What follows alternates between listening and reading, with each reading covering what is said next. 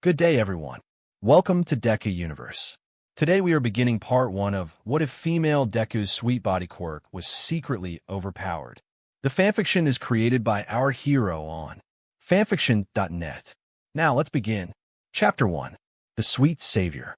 Izumi Midoriya knew a lot about perspective. At 4 years old, the doctor made a mistake and pronounced her quirkless. She wasn't, but everyone that knew her quickly abandoned her. Until that is her quirk manifested. Sweet Body, a midder-type quirk. At first, she could make taffy grow out of her arms, which made her think her quirk was all about taffy. Then a day later, she sneezed a gumdrop out of her nose, and suddenly everyone loved her, and everyone believed in her dream to become a hero. Miss Midoriya, the teacher stated, "You're aiming for UA as well, aren't you?" Izumi rolled her eyes. "I guess," she groaned. 2 years ago, her entire class would have given her scorn for her choice. But now, "Wow, Izumi-chan sure aims high," one of the girls said.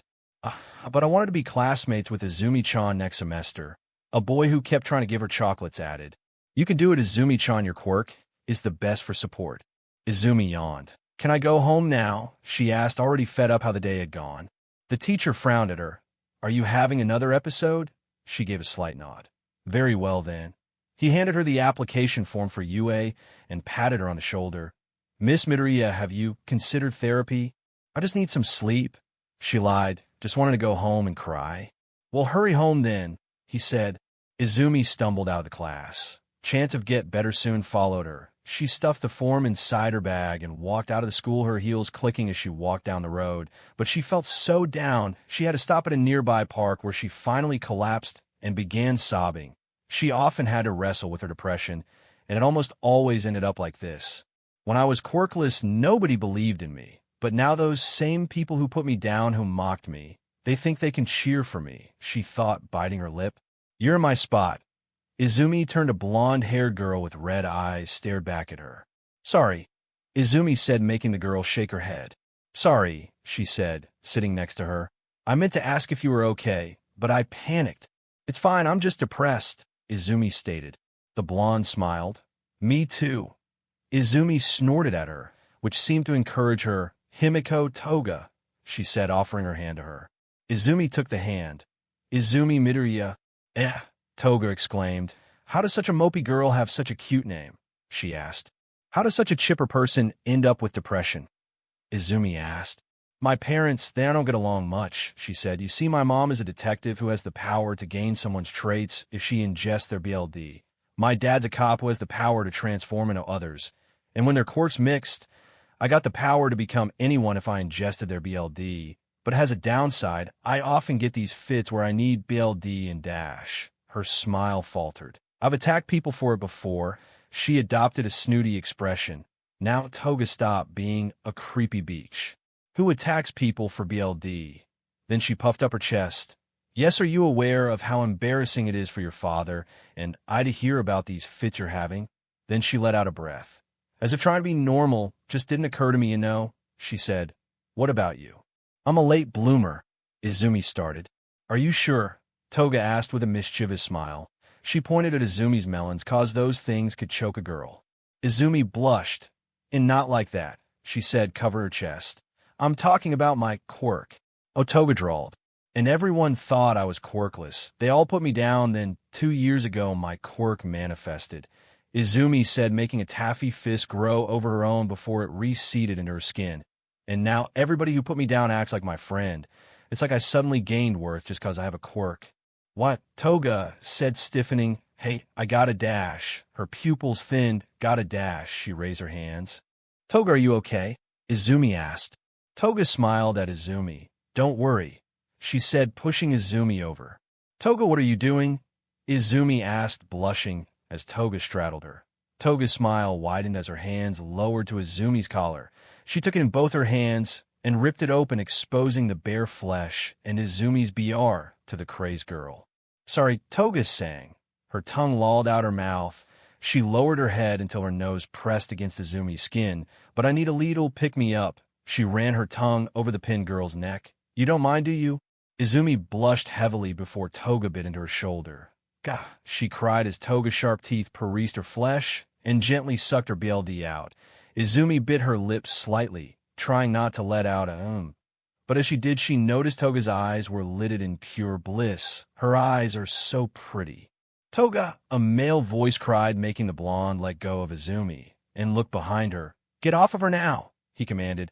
"I can't believe you attacked a girl in broad daylight. Just think of how this would look if someone found out," he said. "But Dad, I dash." "But nothing. You march yourself home, young lady, after you've apologized to the lady. You just assaulted." Toga turned back to Izumi. All the joy from her eyes had vanished. Izumi hated that expression, and without thinking she said, "That's your dad? Now I understand why you didn't want me to meet him, babe." "What?" the man asked. Izumi pulled Toga closer to her. "I'm Izumi Midoriya. Me and your daughter have been going steady for about a year," she said confidently. She pulled Toga close and kissed her passionately. "Sorry for pushing you into biting me. I thought it'd be KNKY." The police officer was shocked. "Wait, your dash, she's going steady. What got a problem that two girls are in a relationship?" she asked. He shook his head. "Not at all. I'm just glad my daughter is capable of having a normal relationship at all." He waved. "Sorry for the misunderstanding," he said before riding off on his bicycle. After he left, Izumi's brain realized what she'd done. "K," she asked herself. "Toga, I'm so sore dash." As Izumi turned to the blonde girl, she saw her blushing and twirling her hair. "Be babe?" she asked, going steady. Her eyes seemed to sparkle. "Can," she sang. "Could it be that you like me is?" "You, Michan?" she drawled. Izumi blushed. She bit her lip again. "I don't know, I just hated that sad look you had when he chastised you. And, yeah, biting me was pretty CC." Toga pouted. "You stole my first kiss," she said, then she smiled. "Why don't you make it up to me?" "And make it up to why you?" Izumi asked, blushing. How?" Toga's smile turned somewhat sadistic. Izumi arrived home 20 minuets later. "Izumi, is that you?" Her mom asked, running to see her. "The school said you left hours ago, and I thought dash." She stopped, seeing the ripped shirt and her bleeding shoulder. She gasped. "Izumi, are you okay?" she asked. "I'm fine, Mom, I just dash." She paused, a smile breaking her face. "I need to find a cute outfit." "Why?" her mom asked. Her Izumi wasn't one for cute clothes. A blush spread across her daughter's cheeks. "I dash." She swallowed her own saliva. "Have a date." Chapter 2. Izumi's Date. Toga happily skipped home. She'd gotten Izumi to agree to go out with her, which was surprisingly easy considering in one of her fits she'd pinned the green-haired beauty underneath her, ripped her top open exposing her flesh and a little of her BR to the elements, licked her, and bit her, drinking the sweetest BLD Toga had ever tasted. She pressed a finger to her lips, remembering the taste, and quietly squealed to herself. Toga opened the door to her family's home and kicked her shoes off, locking the door after her. "I'm home," she sang happily. Not that anyone would respond. Both of her parents were on the force, and both got back at unreasonable times. She only saw either of them was in the morning. Toga's good mood continued until she got into her room. "I have a date," she stated. "What am I going to wear?" she asked, seeing her face reflected in the mirror. "I forgot to get her number as well," she groaned. "What would you do, Mirror Toga?" Mirror Toga giggled. "Don't worry, regular Toga. Just go with the flow. Besides, tomorrow is a school day, so just wear your totes a Dobbs uniform and be as cute as ever." Regular Toga giggled. "You're so wise, Mirror Toga. How'd you get those big, appealing brains, girl?" Mirror Toga smiled. "Plenty of brain teasers. Now be off, I need to finish this crossword puzzle," she said, putting on some thick eyeglasses and holding up one of those kiddie crossword puzzles you find at restaurants. "Now, where is he?" Toga rolled her eyes at the antics of Mirror Toga. She didn't understand how someone could be so oblivious, but she had a date to plan for and decided to do her nails, painting cute little pandas on them. And with the other girl, Izumi wasn't calm at all. In fact, her nervousness was typically high enough to power an entire city for 3 months, but now she'd probably blow away the entire city due to her giving it too much power. How bad could she possibly be? She made charts. Yeah, that bad. "So you see, it's a minefield out there," Izumi exclaimed to her mother, pointing at the waitress chart. Inko just smiled at her. "Dear, I think you're taking this a little too seriously," she said gently. "This Toga girl probably wanted to take you out 'cause she likes you." Izumi twitched. "Exactly. So what if I choose a meal she doesn't like? Maybe she'll think less of me for it." Or what if we show up wearing the same outfit? Maybe she'll think I'm some creepy stalker. What if the waitress spills food on me to try and stuck Toga? What if terrorists take over the coffee shop and take us hostage? She asked. How likely is any of that to happen? Inko asked, rolling her eyes at her paranoid daughter. Just because something isn't statistically likely to happen doesn't mean it won't, Izumi stated, biting her thumb. Inko knew there was only one way to circumvent her daughter's ire. Why don't we go to this restaurant before your date, sweetie? Izumi nodded. That would be nice. Inko smiled. Good, so when is your date? Tomorrow, Izumi stated. Then her eyes widened. Gah, I have a date tomorrow, and I'm not even remotely ready for it. Inko chuckled. Well, at least you don't have to sort through a ton of different clothes to find one cute outfit. How so? 'Cause it's Saturday tomorrow, meaning tonight is a school night. Izumi blinked. Oh yeah. Inko smiled at Izumi and said, Come on, let's get some dinner. Later that night, after Izumi retired to her room, Inko waited for her door to close before creeping to the kitchen. She quickly dialed a number into her apartment's phone and waited for the phone to ring. Inko, why are you on the house phone?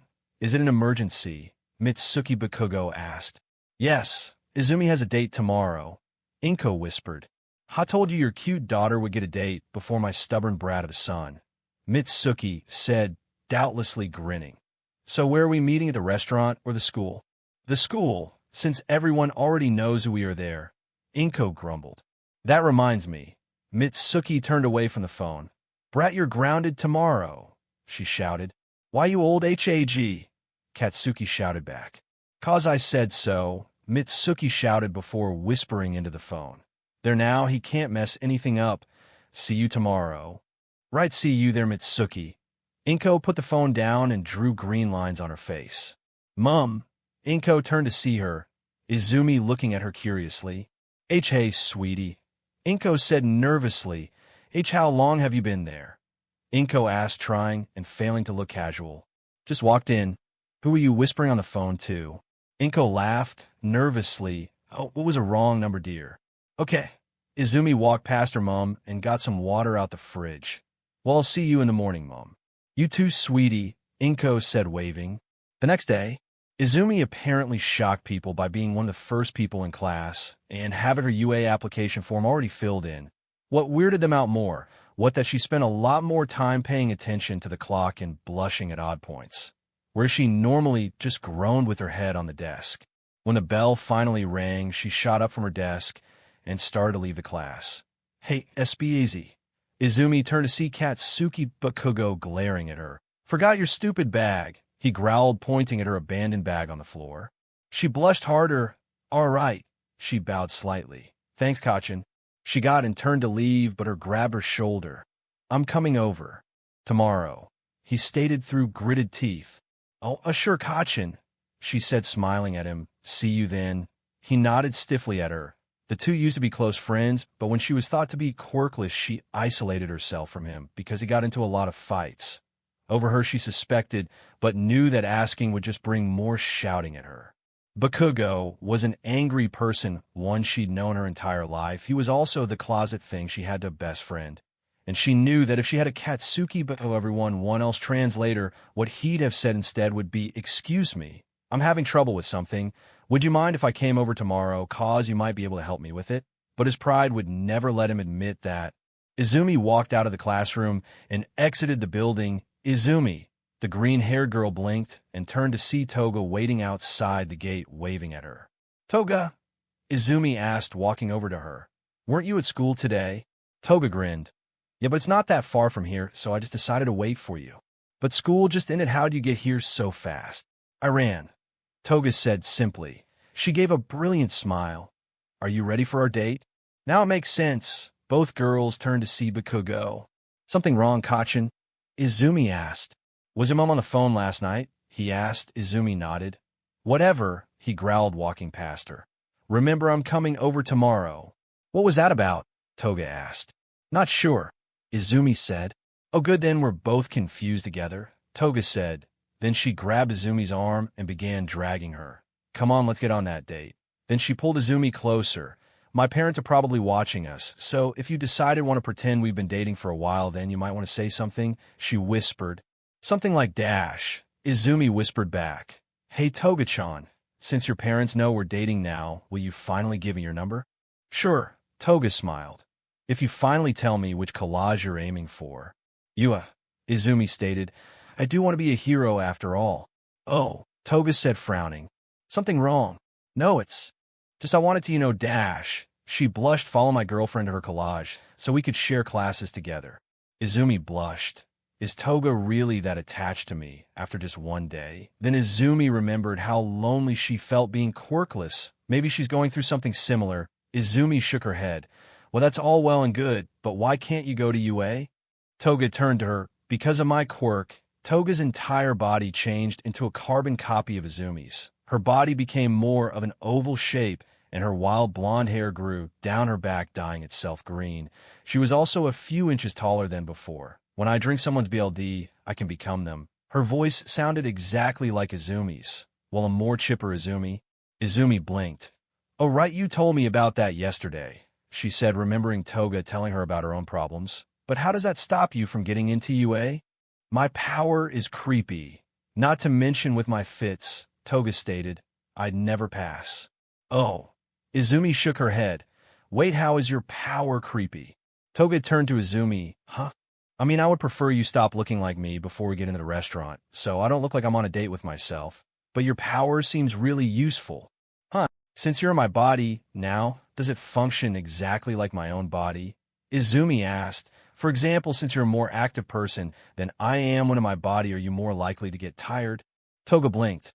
I have no idea. Then we'll have to figure out, won't we? Izumi said. Let's race to the end of the street and stop when we both get tired. If our bodies are the same, then we should get tired at the exact same time. Both girls ran toward the end of the street, got tired halfway, and stopped right next to each other. Wow, I guess I do, Toga said. That's a double-edged quirk. As a hero, you would be able to bite another hero with a better set of attributes for certain jobs, but as a trade-off, you'd have to get used to their body. Izumi rambled. That is cool, Toga stated. But what about my fits?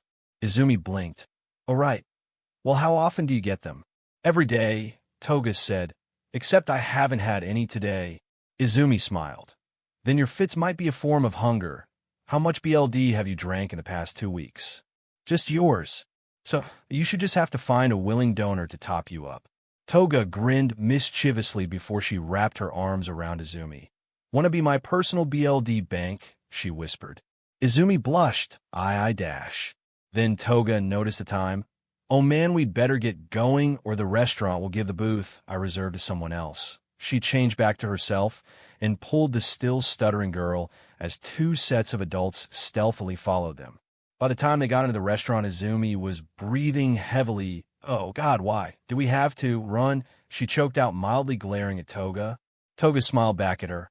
I told you I reserved us a booth. She walked up to the counter. It's under Himiko. The man just groaned at her. Toga, I already know you have a reservation. You called 6 times today to make sure you did in fact reserve it. Toga smiled. You did reserve it, right? I'm only asking cause nobody called back. The man just sighed. If you'll both follow me, so Toga can leave my workstation in peace, that'd be great. As they entered, Izumi noticed that the restaurant was mostly empty. There were maybe 3 couples and a single old man sitting or eating, but it was mostly quiet. The man pointed to a table before turning back around and leaving the 2. Nice place for a date, she commented as they sat down. I thought it would be better for us to be able to hear each other, Toga said, since you decided to have us pretend we were on our first date. Toga winked. Izumi chuckled. We are on our first date dash. Toga looked to a man who stood up, nudging her head toward him. We didn't want us to go to a restaurant in case your folks found out. Izumi lied, seeing the man sit back down through the corner of her eyes. Hi, Daddy, Toga sang. He just awkwardly waved back at her. Maybe it was a good thing we haven't been on an official date until now, Izumi said. So let's reintroduce ourselves to each other. Right, Toga smiled and posed cutely. I'm Himiko Toga. I like cute things, sweets, exercise, and knives dash. Somewhere on the far side of the restaurant, someone spat out whatever they were drinking and descended into a coughing fit. My favorite song is TikTok by Kesha. My favorite color is pink. No yellow, no green, no red. I will come back to that. My favorite food is dash, she blushed. Izumi's BLD. The person from before, now, started frantically whispering something to someone else. Why my BLD? Izumi asked. It tastes like jelly, but it's better, Toga said. That's probably because of my Quirk sweet body. A waitress walked over to them. Are you two dash? Dash. What is that? The waitress asked. Dash. Is it getting closer? Toga asked.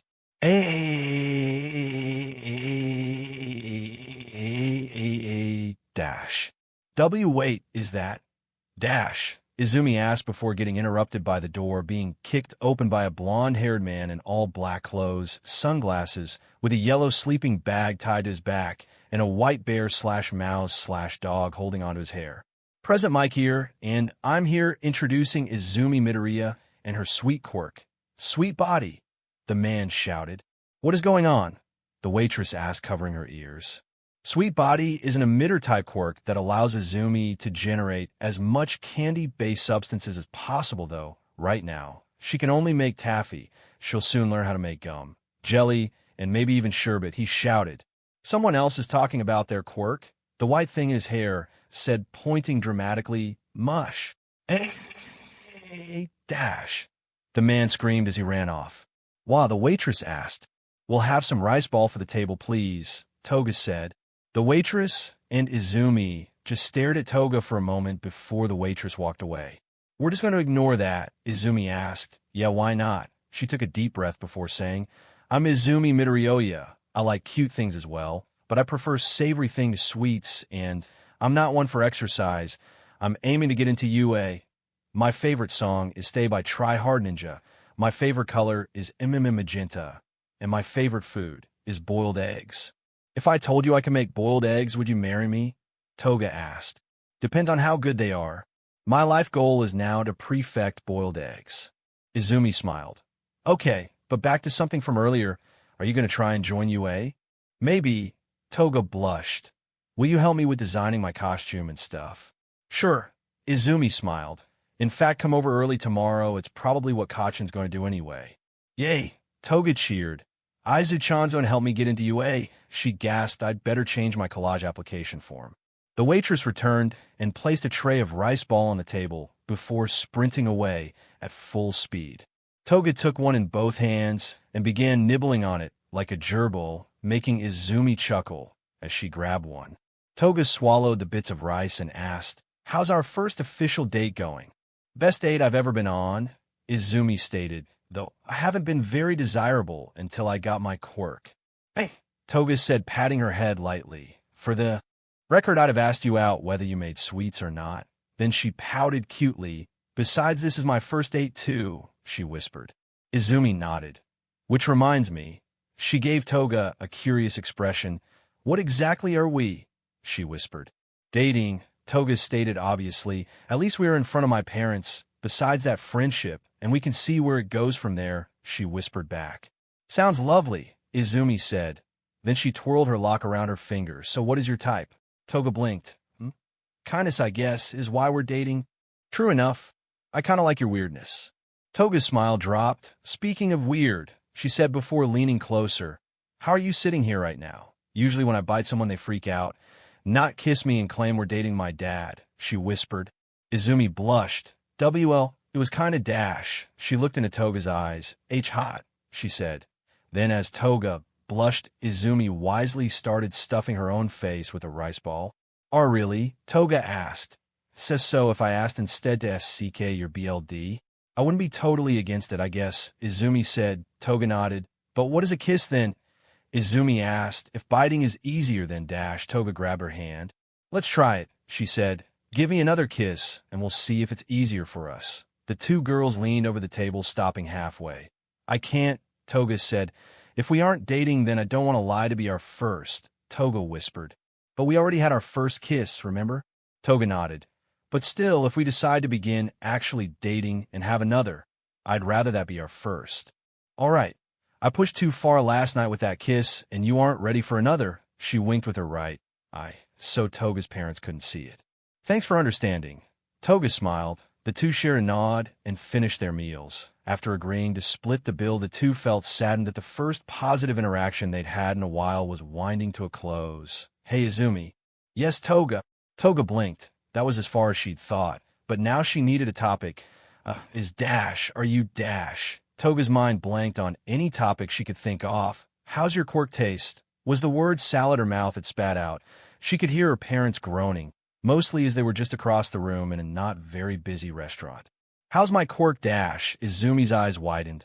"I have no idea," she admitted. "I've never tried it." Toga let out a breath. "Right, her quirk makes sweets. I somehow forgot, especially considering how much I love sweets." She crossed her arms and smiled. "I'll try some, if that isn't too weird." Izumi smiled. "It's fine. I mean, if someone who generated electricity offered to charge my dying phone, I'd let them.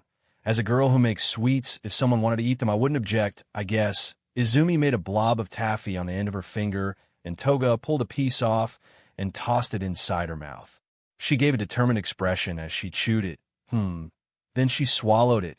"I think that is the best taffy I have ever eaten," Toga said, pulling another piece off. "It's like the taffy I've been eating up until now is impure, while yours is the purest possible taffy." "Really?" Izumi asked. She herself pulled a piece off and stuck in her own mouth. Toga wasn't lying. Her taffy tasted great. Maybe if I don't make it as a hero, I could be a sweet shop owner." Toga narrowed her eyes. "Dude, if you become a sweet shop owner, then I swear I will marry you on the spot." Izumi rolled her eyes. "So your type is a depressed sweet maker?" "No." Toga grinned. "Han, I think you're just my perfect woman." The waitress came back and placed the bill on the table. They put money on it and a hearty tip for what the waitress endured, and then both stood outside the restaurant. "So our date's over," Toga stated. "Yeah," Izumi said, "but I don't want it to end." Toga turned to her. "Me neither." Then she grabbed Izumi's hand. "Come on then." "Wait, where are we going?" she asked as Toga dragged her to a junk-filled beach. "This used to be a great place to swim, until people junked it up," Toga stated. "So we're here to clean it up?" Izumi asked. "No, though that might not be a bad idea for later." Toga spun on her heel, looking at Izumi. "Let's practice your quirk." Izumi shrugged. "Why not? But we should be practicing our quirks, Toga." "Yeah," Toga said, "but I need BLD to use my quirks, and there isn't much reason to use your body since Dash." "But there is," Izumi stated. "If I'm going to be the one you're biting, then there may be times my body is the only one you can use," she said.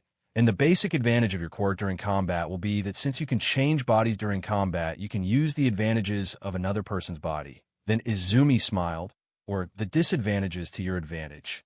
"How's that?"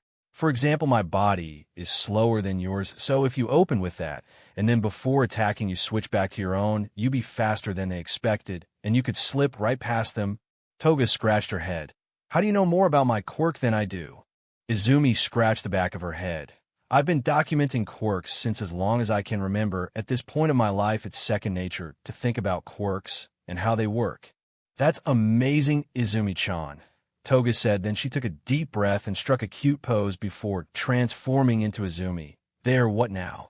"I'm not sure," Izumi said.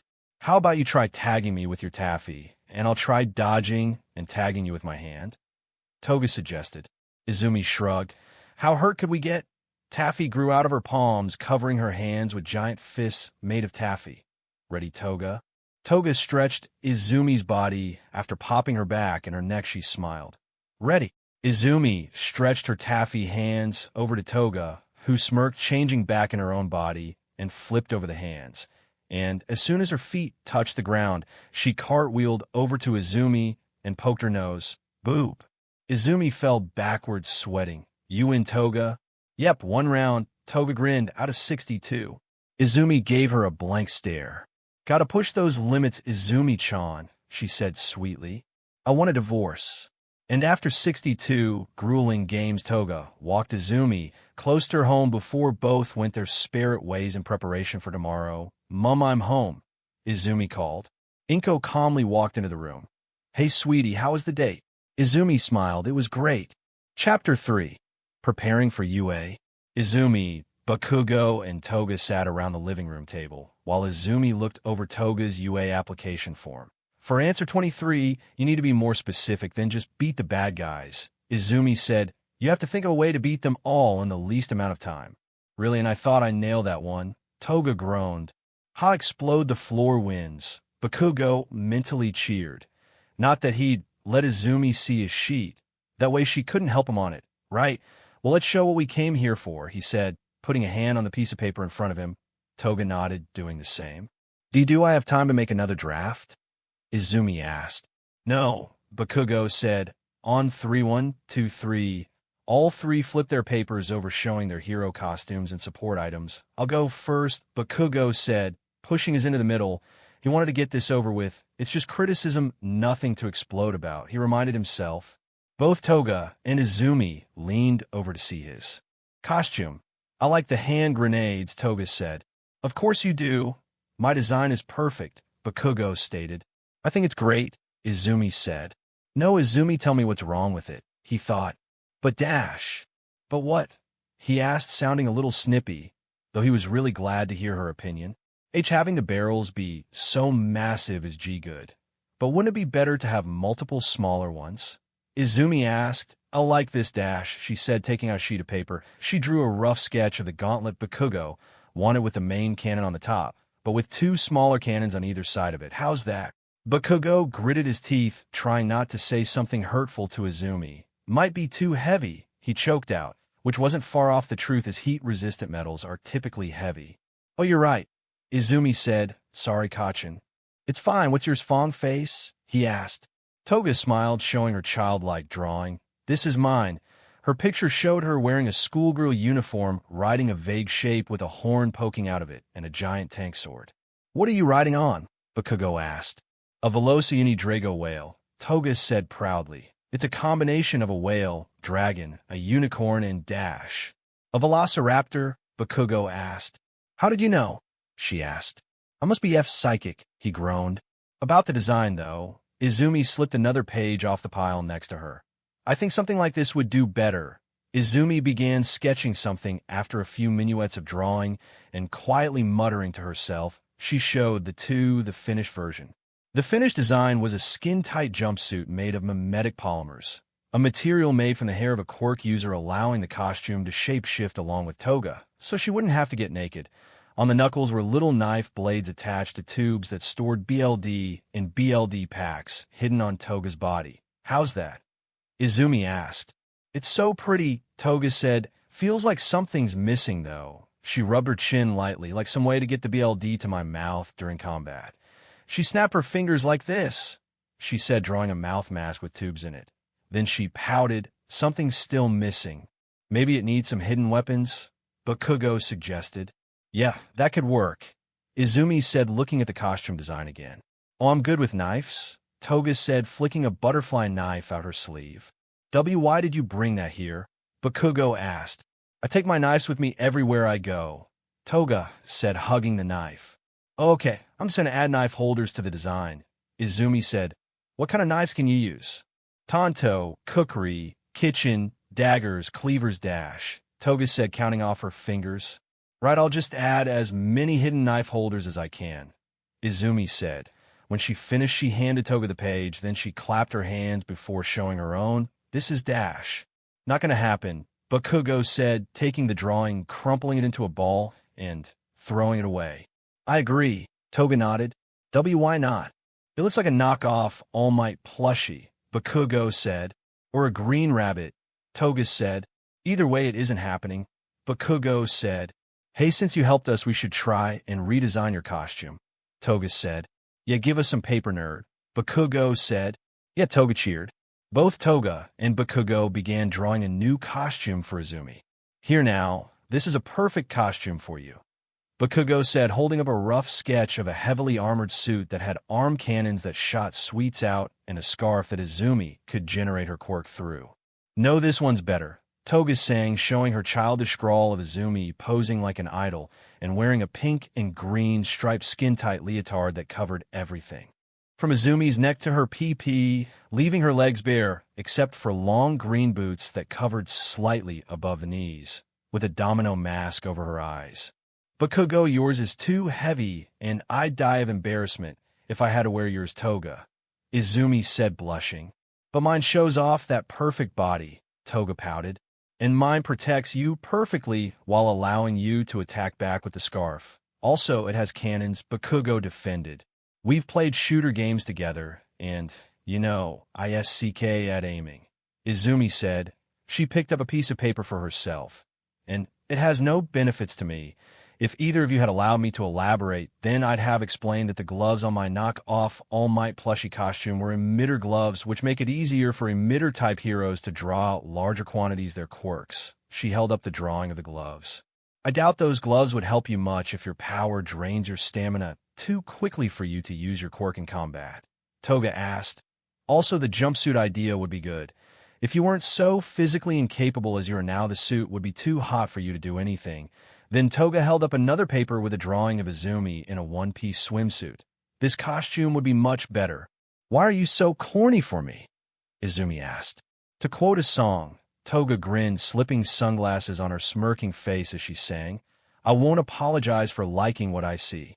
Izumi blushed and Bakugo groaned. That's fine and all, but we have to get Izumi in shape before we're all shipped off to UA. She'll fail if she can't consistently use her quirk. Not my fault I'm a late bloomer, Izumi said. Then seeing Toga's grin, she quickly added, quirk-wise. Then she got up, I'm getting something to drink, and walked into the kitchen. Toga leaned over to Bakugo. Be honest with me, dude, you think she's hot, right? She asked quietly. I don't see it, Bakugo stated. But that's likely just cause we've been friends since we were kids, he said. I can't look at her and see what you see, cause when I look at her, I see this obsessive nerdy girl who'd sleepily stumble to school wearing an All Might onesie if her mom weren't here watching her. I see the girl who meticulously jots down quirks, cause that what she finds fun. Bakugo looked at Toga. What do you see? What do I see? Toga thought about it. A princess who doesn't know she was born to shine. She's so busy thinking about others, she barely considers her own feelings. Toga smiled. Now it's my personal mission to make her realize that too. Bakugo nodded. If you hurt her, no one will never find your body, he warned. Oh, thanks, buddy. I'll hold you to that, Toga said, poking his cheek, making him growl. I'm back, Izumi said, walking into the room holding a glass of water. I guess we should get started on my costume. Why? My design is already perfect, Toga said. Because I could never wear that, Izumi said. Come on, do it for your girlfriend, Toga pleaded. And no, I couldn't, Izumi said. Bakugo looked over his own design. Izumi's idea wasn't a bad one. Having more than one cannon could be useful, but where to put them? Before we move on, I'd like to ask where the hell could these extra cannons go if they weren't on my hands? Oh, well, maybe on the boots. Your entire fighting style is all about having an overpowering offense after all, Izumi said, drawing a slight redesign of the Bakugo's boots, showing a small pipe that goes from the boots to the gauntlets to store his palm sweat as well, and some protective measures against his own power. This design could even be tweaked slightly to allow you to use your explosion quirk through your boots. I could do more damage like that, Bakugo said, grinning madly. Hey, maybe you could mess with the nozzles, making the explosion wider or narrower, depending on your needs at the time, Toga suggested. That's also a good idea, Izumi said, erasing the bit around the toes and drawing buttons the toes could press to adjust the nozzles that were on the heels of the boots. They could be good for quick ramming your enemies cause you'll never not win ever, Izumi said. Good save, Toga loudly whispered. Thanks, Toga, Izumi said, picking up a sheet of paper. She quickly sketched a jumpsuit before Toga took the page from her. Do you know what a jumpsuit is? Toga asked. Cause you keep drawing them like it's going to work. It'll be fine, Toga, Izumi said. Okay, go put on the closest thing you have to a jumpsuit, Toga stated. What? Humor me. Izumi rolled her eyes and walked away. She came back wearing an assortment of thick clothes. Good, now let's all go to the beach to get started on our quirk training, Toga said, hopping to her feet and skipping over to the door. Training doesn't sound like a bad idea right now, Bakugo said, getting to his feet, and the two managed to drag Izumi along to the beach. When they got there, Toga clapped her hands. Right, let's start with 20 jumping jacks to get us all warmed up. What? Why? Izumi asked. You'll see, Toga smiled. Bakugo shrugged and complied, doing all 20 as fast as he could. Toga took a more lax pace, but did so quickly as well. Izumi lagged behind the two considerably, but managed to finish them. Now, for a minute jog on the spot. Again, Bakugo shot off to an early lead, doing a mile's worth of running on the spot. While Toga simply jogged, Izumi was sweating like she'd ran a marathon. Right, and let's round it up with 30 sit-ups. As soon as she said sit-ups, Bakugo dropped to the floor and powered through all 30 in a minute without anyone holding his feet. Toga had him hold her feet down as she slowly completed all 30. Izumi had gotten SCK on 15 because of her own lack of training and the hot, heavy suit weighing her down. Good, Toga said, helping her up. Now try to make taffy. Izumi breathed heavily and thrusted her hand out. An unsolidified drop of taffy simply dropped to the floor. Now Izumi's face was bright red, not only out of embarrassment, but exhaustion as well. Get it now, darling? Toga asked. A jumpsuit works for me because my power takes BLD, but a power like yours which needs concentration and stamina isn't the best for what could be a hot and heavy suit, especially considering all the tests and training we're going to be given. Toga unzipped the coat, and seeing that Izumi was wearing clothes under it, she took it off and pulled off the shoes she was wearing as well. Why is she so tired? Bakugo asked. That shouldn't have been that hard for her. Late bloomers often have trouble with their quirks at first, especially emitter types, as they haven't gotten used to using their quirks yet. And due to Izumi's motivation problem, she's probably barely used her power as much as she should, Toga said. Is there any way to fix that? There is. Toga stood up. Training's over for today, but Izumi, you and I are going on a run tomorrow morning, and you're going on an all-self-made candy diet. Why? Izumi asked as both of the teens pulled her to her feet and wrapped an arm around her shoulder. Because you need to start mastering your quirk super quick, or else you likely won't be able to beat whatever test UA uses to decide who's good enough to be a student at their school, Toga stated. That the more you use your quirk, the easier it'll be to use in the future, and it might help you figure out what sweets you can generate. Then she smirked. Eating sweets will also keep your perfect figure with all the running we're going to be doing. Do I get a say in this? Izumi asked. Of course you do, Toga stated. You get to say yes, dear, and do whatever your perfect girlfriend who's always right says. Izumi was too tired to give a response, and simply nodded. Whipped, Bakugo coughed. Least she's getting some. Toga smirked. Double it? He cried. Dude, she's lying, Izumi groaned. Bakugo blushed. I knew that. The three teens soon got back to Izumi's home, and after making sure she drank enough liquids, they sat back in the living room, gathering their papers. Well, I'd best get home then, Toga said. Remember, we're going for a run tomorrow.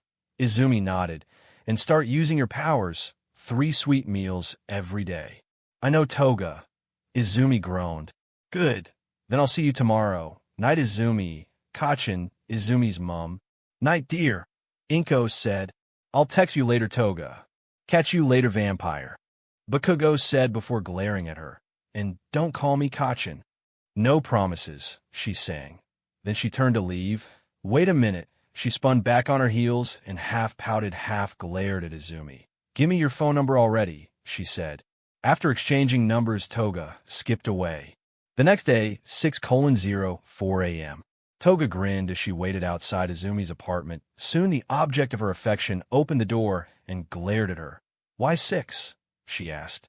Toga just smiled, seeing her with her grumpy expression and her frumpy appearance. God, you're hot, she said, making Izumi blush.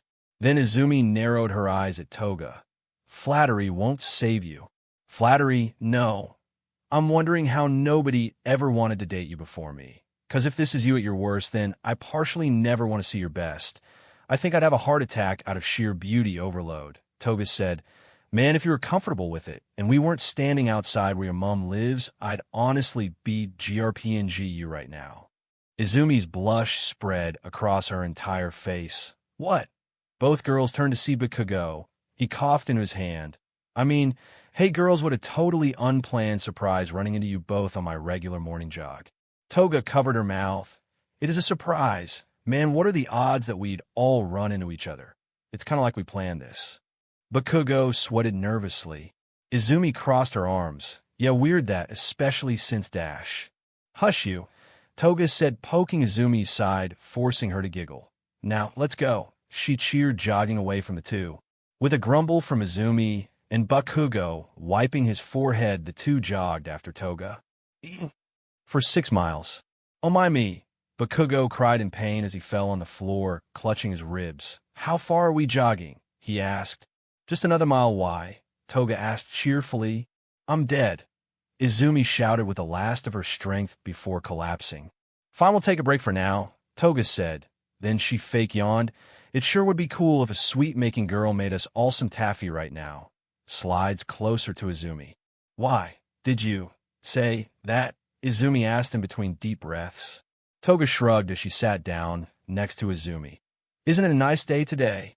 This is not how I wanted to die. Bakugo spat.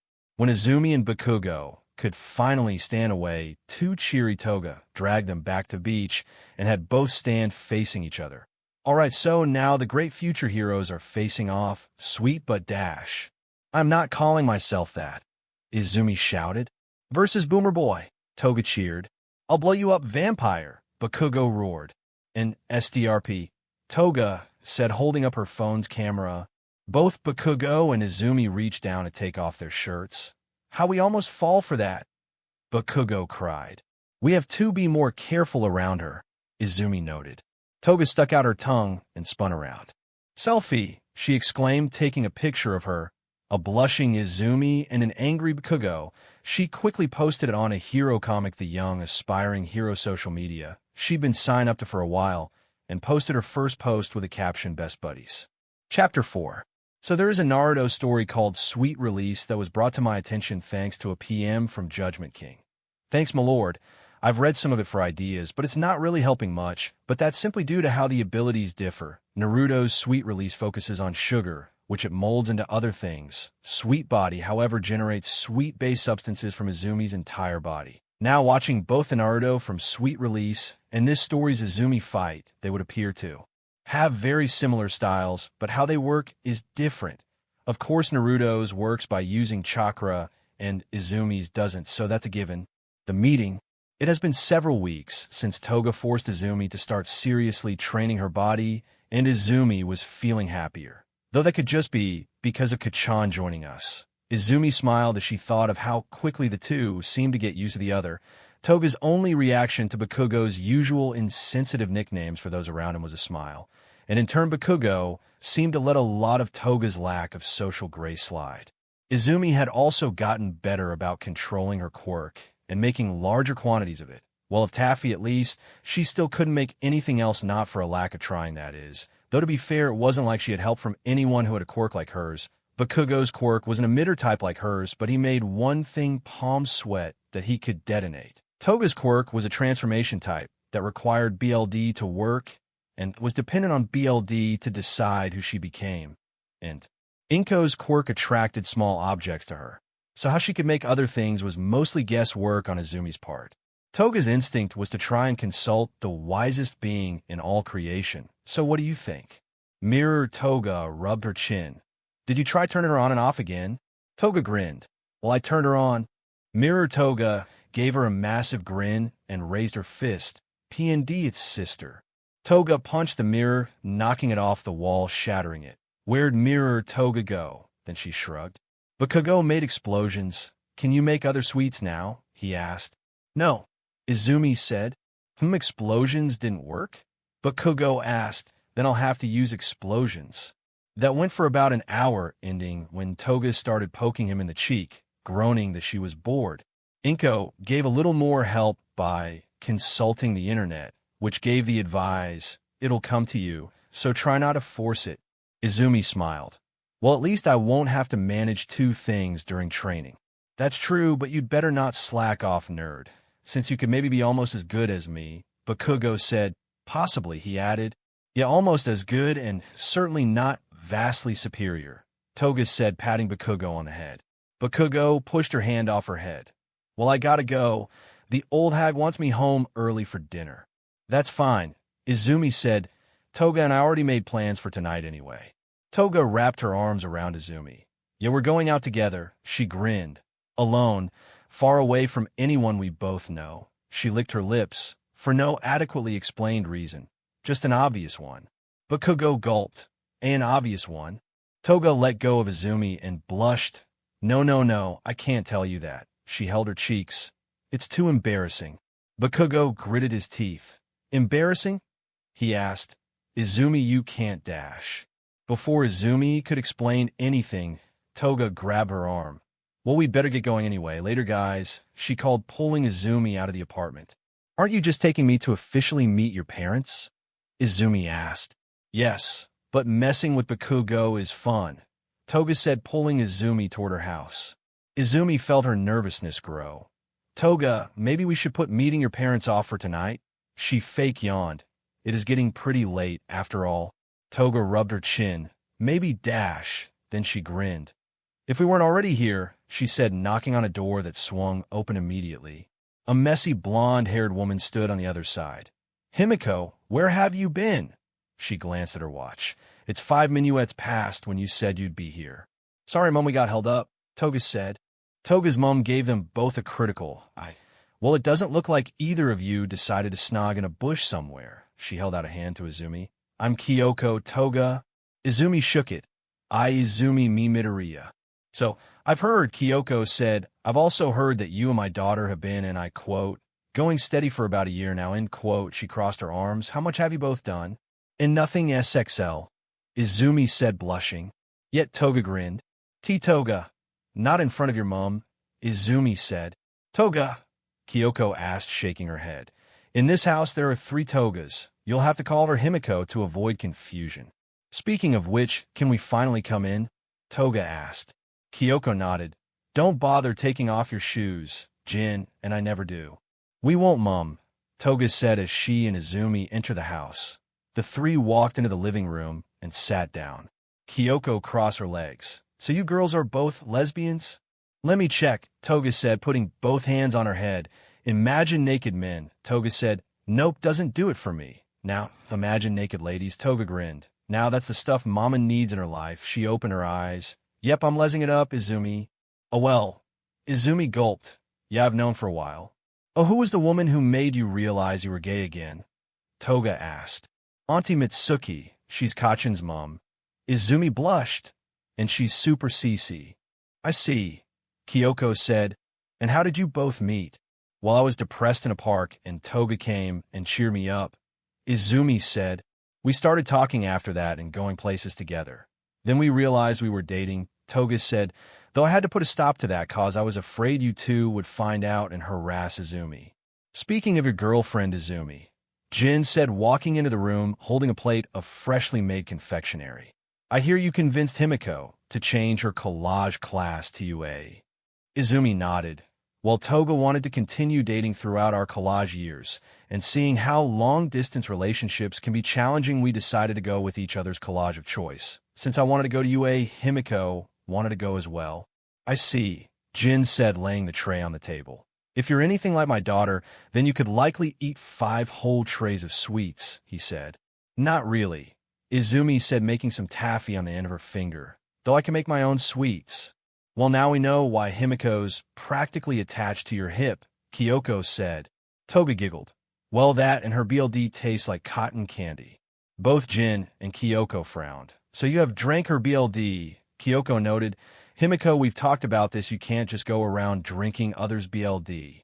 It's fine, it's just part of her quirk, Izumi said. It's not how my quirk works, Kyoko said. I'm 41, and in all my years, I've never wanted to drink BLD. Her face soured, beyond trying to figure out how the culprits and victims felt, and trying to make a complete psychological profile of both their emotions at the time the crimes took place. I hate the process of drinking BLD. Entirely. Toga looked away from her parents. Like I decided to have fits every time I don't get enough BLD. You have enough BLD, Himiko. These fits are clearly psychological, Jin stated. Hold on, Izumi said. Himiko's quirk and your quirk, Kyoko, aren't the same. Kyoko crossed her arms. Yes, it is. Both work on the matter of BLD ingestion, and I certainly only have one stomach.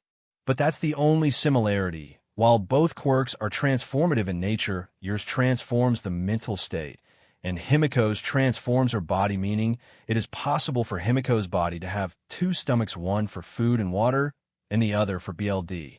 That's just an excuse for her bad behavior. She attacked a boy and left him needing a transfusion once, Kyoko argued, raising her voice, and that was only the first attack. Izumi's face turned red. She looked at Himiko, who turned away from her. Izumi stood up and forced Himiko to look at her. Himiko Toga was silently sobbing. Izumi spun around to her girlfriend's parents. It was Dash. She gritted her teeth. Nice meeting you both. Now we're leaving. She grabbed Himiko's hand and ran away from her girlfriend's parents' house. Izumi, Toga asked as her jade-haired jaded GF dragged her down a bunch of different streets. Izumi, she asked louder. It's okay, I'm fine, Dash. It's not okay, Izumi shouted, turning to face Toga. If I'm right, then they've been starving you, and then shoving every time the overwhelming hunger got to you back in your face. Izumi growled. Toga had never seen anyone without an ego the size of the moon and an explosion-based quirk that angry. Then she realized something, Izumi. Like you actually wanted to hurt those people. The hopeless UA, hopeful girl raged. Izumi, Toga said louder. They think you're some unstable creature. Izumi, Toga cried, as if you haven't suffered enough. Izumi, Himiko Toga's girlfriend, Izumi Midoriya blushed. Sorry, I got a little mad there. You were saying? You're standing on the road, Toga stated. Izumi looked down. You're right.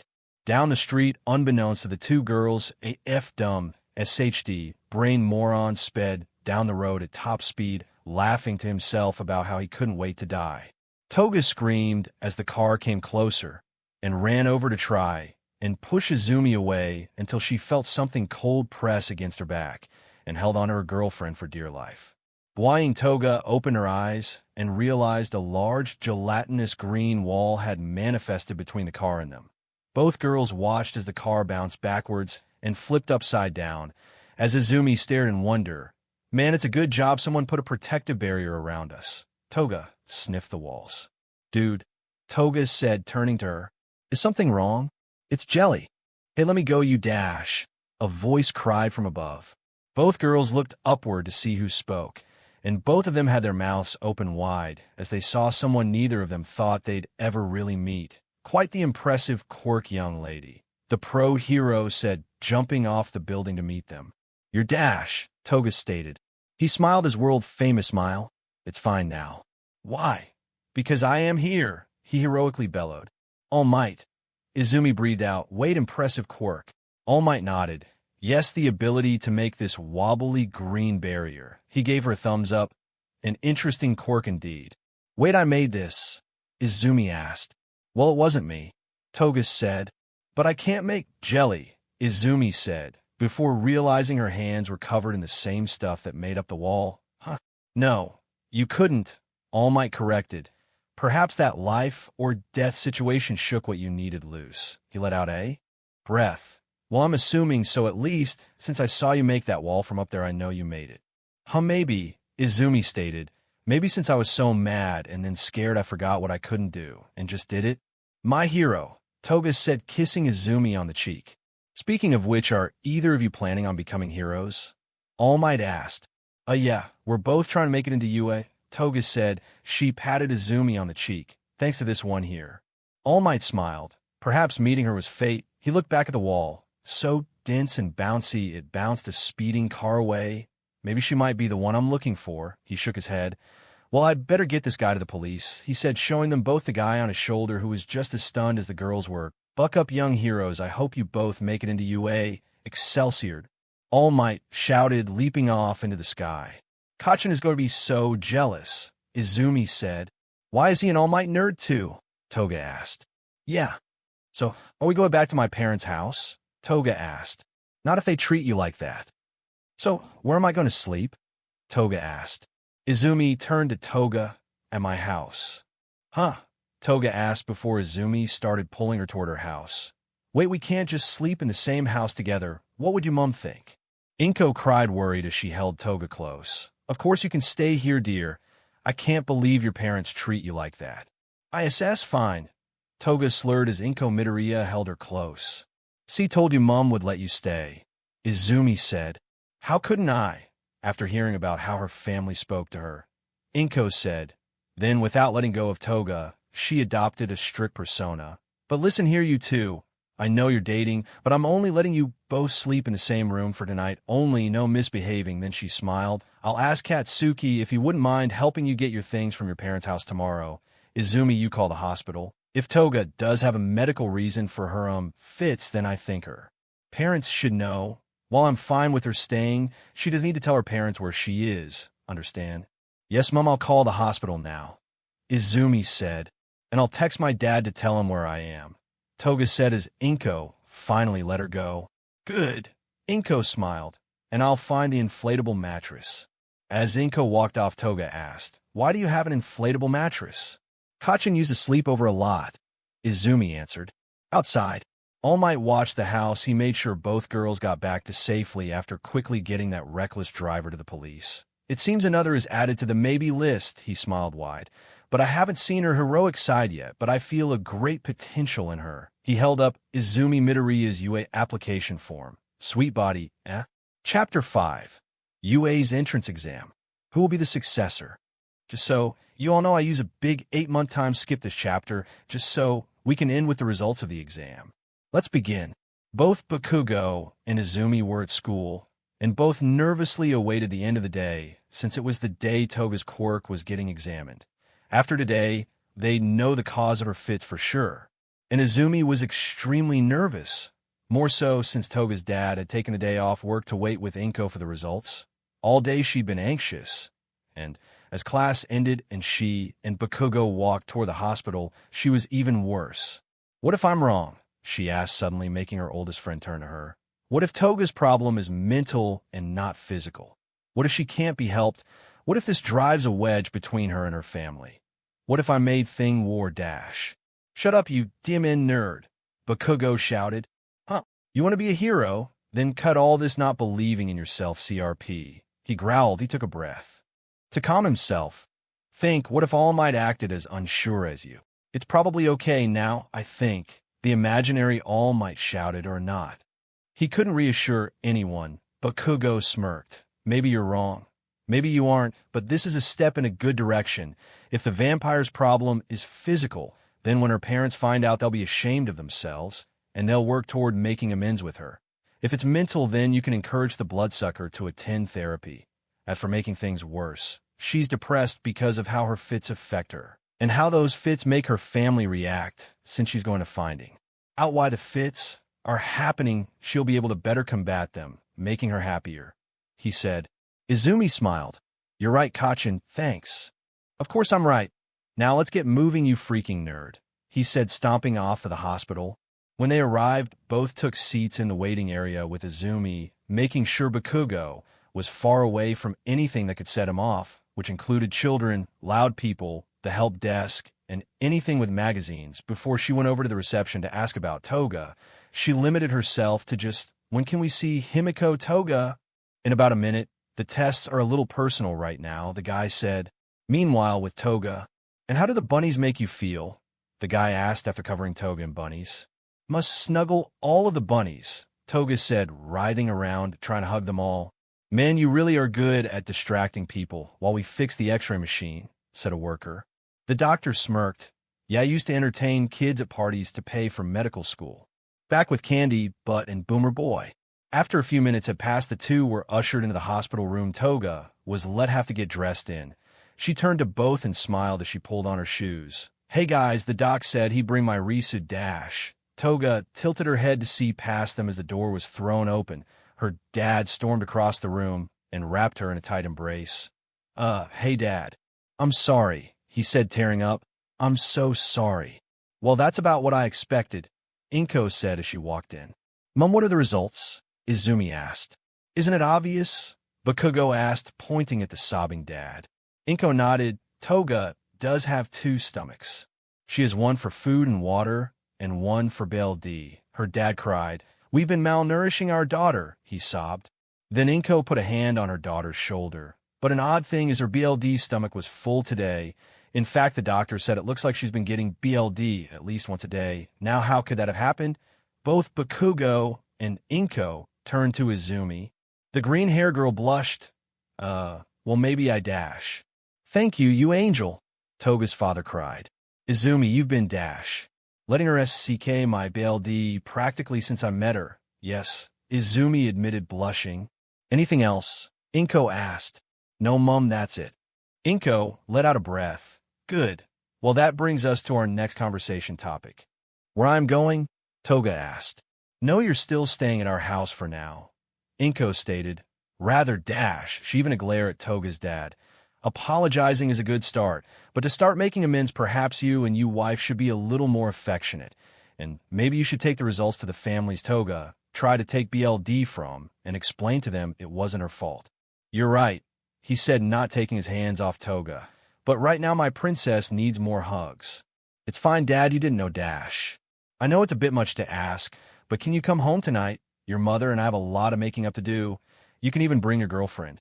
Well, Toga trailed off, seeing the look of desperation on her dad's face. He's running everything he ever said to me, though, is mine, she thought. If it don't go, he'll blame himself, but... She looked around the room. Inko glared daggers at her father, and she swore for a split second Bakugo looked like he was going to toss him out a window before returning to his normal of just being angry. Then at Izumi, who bit her lip anxiously. Toga gave her a pleading look. I'm not going without Izumi. The girl in question nodded. It'd be nice to see Toga's room. Then she blushed. I'm going to see Toga's room.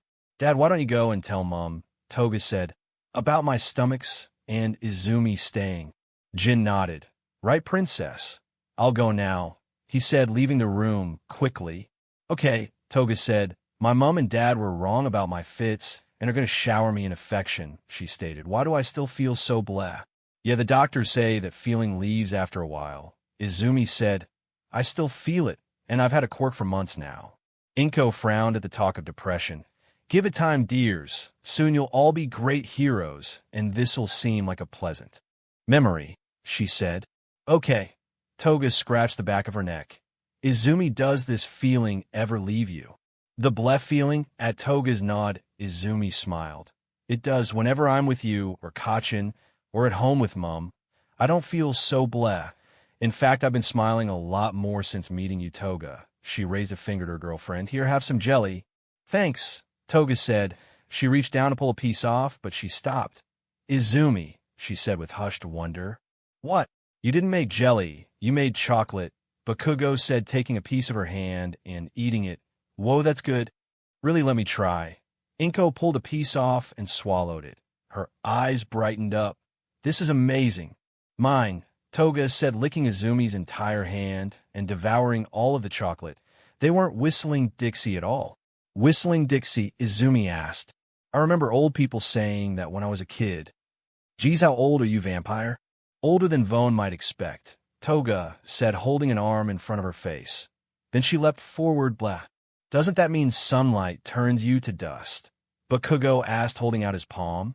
Not if I enchant some young Voman to give me some shade, Toga said, grabbing Izumi. Now, young Cece Mama, give your new Amtar some protection. You two are like children, Izumi groaned, though she did raise her arm and create a taffy shield.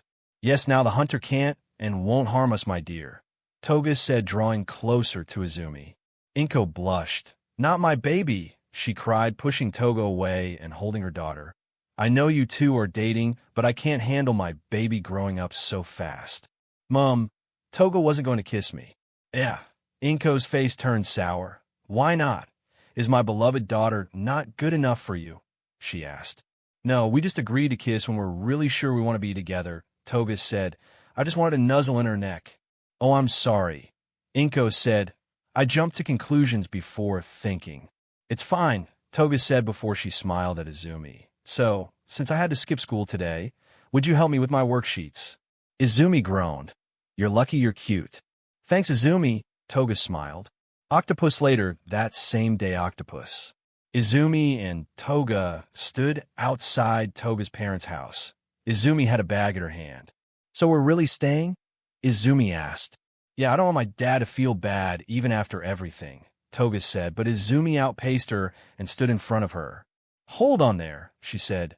I know I agreed to this, but I just want you to know that if those two aren't willing to make an honest apology or effort tonight, I will drag you back home. Izumi turned back to the door. And I mean it, if I even hear a small comment from one of those two I don't like, we're going home. Wow, you really don't want to be here, do you? Toga, through neglect and an inability to listen, they basically abused you for years. And when they found out they were wrong, rather than give it time to sit and let everyone think about what that means, they asked you to come back. Izumi stated, "No, I really don't. I'm sure they're nice people who just got too pig-headed to listen." Izumi huffed, "In front of them, I've been your girlfriend for years. And what that means is while I will lovingly support your decisions, I will also put my foot down when I have to." "Okay, and what do you mean by all that?" Izumi let out a breath. "They're going to slip at least once tonight. And when that happens, they can beg, scream, or plead, but we will be going home. Whether the slip is giving me that now you are dating our daughter who you don't like, that talk, or offhandedly telling you to apologize to some boy you hurt because they refuse to actually find out how your quirk works. Why is the dating talk a slip? Because it pushes away the actual issue that you were mistreated and focuses on me. This night isn't about Toga and her new girlfriend. This night is about Toga and her parents talking about what happened, and I reserve the right to leave whenever I want." Izumi's eyes softened, "And judging by that face you made back at the hospital, you wouldn't be here if I wasn't." Toga smiled. "I never realized how far you were willing to go for me." Izumi smiled. "Not just me. Kacha mentioned he'd be playing a game all night, and that he could use the exercise if we happen to call him in the dead of night. So he'll walk us back to your house, even if it's really late?" Toga asked. Underneath all of his anger and pride, there is a soft, squishy Pomeranian who wants cuddles. Izumi giggled. Then her face turned serious again, and she offered her free hand to Toga. "So let's get this awkward night over with." Toga took the girl's hand. "Thanks, Izumi." And the two walked over to the front door. Izumi knocked hard, and the two waited for it to open. Toga's dad Jin opened the door and smiled at the two. "You're both here, please come in," he said, as Izumi entered the house, making sure she stepped inside before Toga. She frowned, hearing some chatter coming from another room. She held her arm back firmly, making sure Toga didn't come in. "Is your TV on loud?" she asked. Jin frowned slightly. "No, it's a family today. Some of relatives swung by for dinner. We do it every time someone passes. 3 years ago my father died, and we used the date to get together and just hang out," he said. "That isn't a problem, is it?" Izumi thought for a second. "Izumi," she turned back to Toga. "It's fine, they won't be a problem." "Right, I'm still being a supportive girlfriend," she thought. "I guess not," though she made sure to narrow her eyes at him. "In the future, when you're going to have a talk with your daughter about abusing her, think to call her and remind her if family visits." Before Jin could say a word, Izumi pulled Toga in and walked past the room. "Take us to your room to dash." She coughed in her hand slightly. "Himiko, I want a place to put my bag before we greet anyone." "Okay," her blonde girlfriend said. "This way." She led Izumi upstairs to a corridor of doors and walked past them. "My parents said that since we live in a house, our doors are the furthest away from the stairs. More convenient for guests that way." She pushed open what Izumi assumed to be her door and walked inside. Izumi groaned as she entered Toga's room. Then she became somewhat worried. Not only was Toga's room pink and full of cute stuff, but also weapons. She noticed a dangerous-looking axe mounted on a wall, some swords and daggers on what looked like a repurposed tool rack, and above the lone bed was a genuine weapon rack, and it was covered in Toga's favorite thing, knives, all sorts, all types. No two were alike. Yes, sorry, I forgot to clean before you came, but we kind of left in a hurry last time, and I haven't been back since," Toga said, rubbing her neck. "You really like knives, don't you?" Izumi asked awkwardly. Now that she thought about it, when Toga first saw her room, she mentioned she had a knife collection, but there was probably more knives on Toga's wall than Izumi had All Might figures. "Yeah, I love them. At first I got one Cosm guy try to mug me. So using my martial arts training, I twisted his arm and took the knife from him. And after that I started to enjoy how safe they made me feel. So in between my sweet cravings and the need for cute clothes, I saved my money to buy more, most of which I keep on me." Then she noticed Izumi's face. "Do you not like them?" Izumi blushed. "Not really, but don't worry about it." Izumi said, "I'll be on the floor this time, dash." "Who are you?" Both Izumi and Toga turned to the masculine voice. Outside the door was a boy older than Izumi who looked around Toga's room. Izumi took a breath. "I'm Izumi, Himiko's dash." "Are you like her friend or something?" "Not exactly," Izumi stated. "I'm her dash." "Well, don't let her bite you. She likes taking others' BLD," he said, walking off. Izumi was fuming. In an instant her phone was in her hand, but Toga covered it. "He's a JRK. Don't let him convince you no one is taking this seriously." Izumi looked at Toga's sad face. Izumi groaned but put her phone away. Fine, but they aren't making things easy, Izumi said. After putting their bags in Toga's closet, the two girls headed downstairs and walked into the living room. Izumi realized just how big the room was with all the people inside it. Ah, Himiko and Izumi. There you are, Jin said. I thought the two of you may have gotten lost. We almost did, Izumi stated, but Himiko skillfully led me from her room back down here. Good, good, he said. Everyone, this is Izumi. She's Himiko's girlfriend. So be nice to her. He leaned down to the green-haired girl. Would you mind helping me out in the kitchen? Normally, no, she said before crossing her arms. Today, yes. She stepped back and wrapped an arm around Toga. I'd rather not abandon the girl I said I'd be there for. Jin nodded sheepishly. You're right, sorry. And he turned and walked away. Izumi looked around the room. They all fixed her with odd expressions. She pulled Toga away from it. The two talked in a corner. Well, it was mostly Himiko reassuring Izumi that everything was fine, though even to Toga her words seemed to get less and less believable. And in 20 minuets, Toga would have wished she'd stopped pretending to be fine when she wasn't. The biggest hint that the night would go south was when Izumi shook Toga's mom's hand. She felt a slight prick, but didn't think much of it at the time, and they all sat down for dinner. Toga and Izumi still got shot-odd looks from everyone. But the worst thing was when Kyoko entered again. With tears streaming down her face, she embraced Toga, sobbing. Oh, Himiko, I'm sorry, baby, she cried as she did. Toga's face shifted through a few different expressions: confusion, embarrassment, suspicion, realization, and panic. Afterwards, Jin walked in with the meals, and when the food was on the table, naturally the conversation turned to Izumi, and more importantly, why she was here. Izumi gleamed from the information that nobody outside of herself, Himiko, Jin, and Toga's mom, knew about her having two stomachs. And though she convinced herself that they'd tell them later, Kyoko suddenly decided to speak. So, Izumi, she said, I noticed you put your bag in Toga's room. Yes, I did, she said. Figured it should go where I'm sleeping. Kyoko shook her head. No, she said, not in my daughter's room you aren't. When, why not? Izumi asked.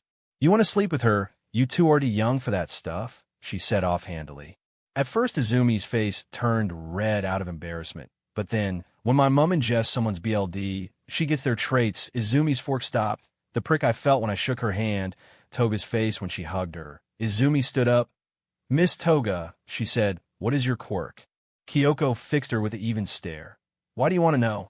Because you used it on me, Izumi said. When Toga told me about your quirk, I assumed she meant physical traits. But you get someone's mental traits, don't you? Yes. Toga, get our stuff, we're leaving, Izumi said. Now hold on, Dash. Izumi turned to glare at Jin. Hold on, she banged her hands on the table.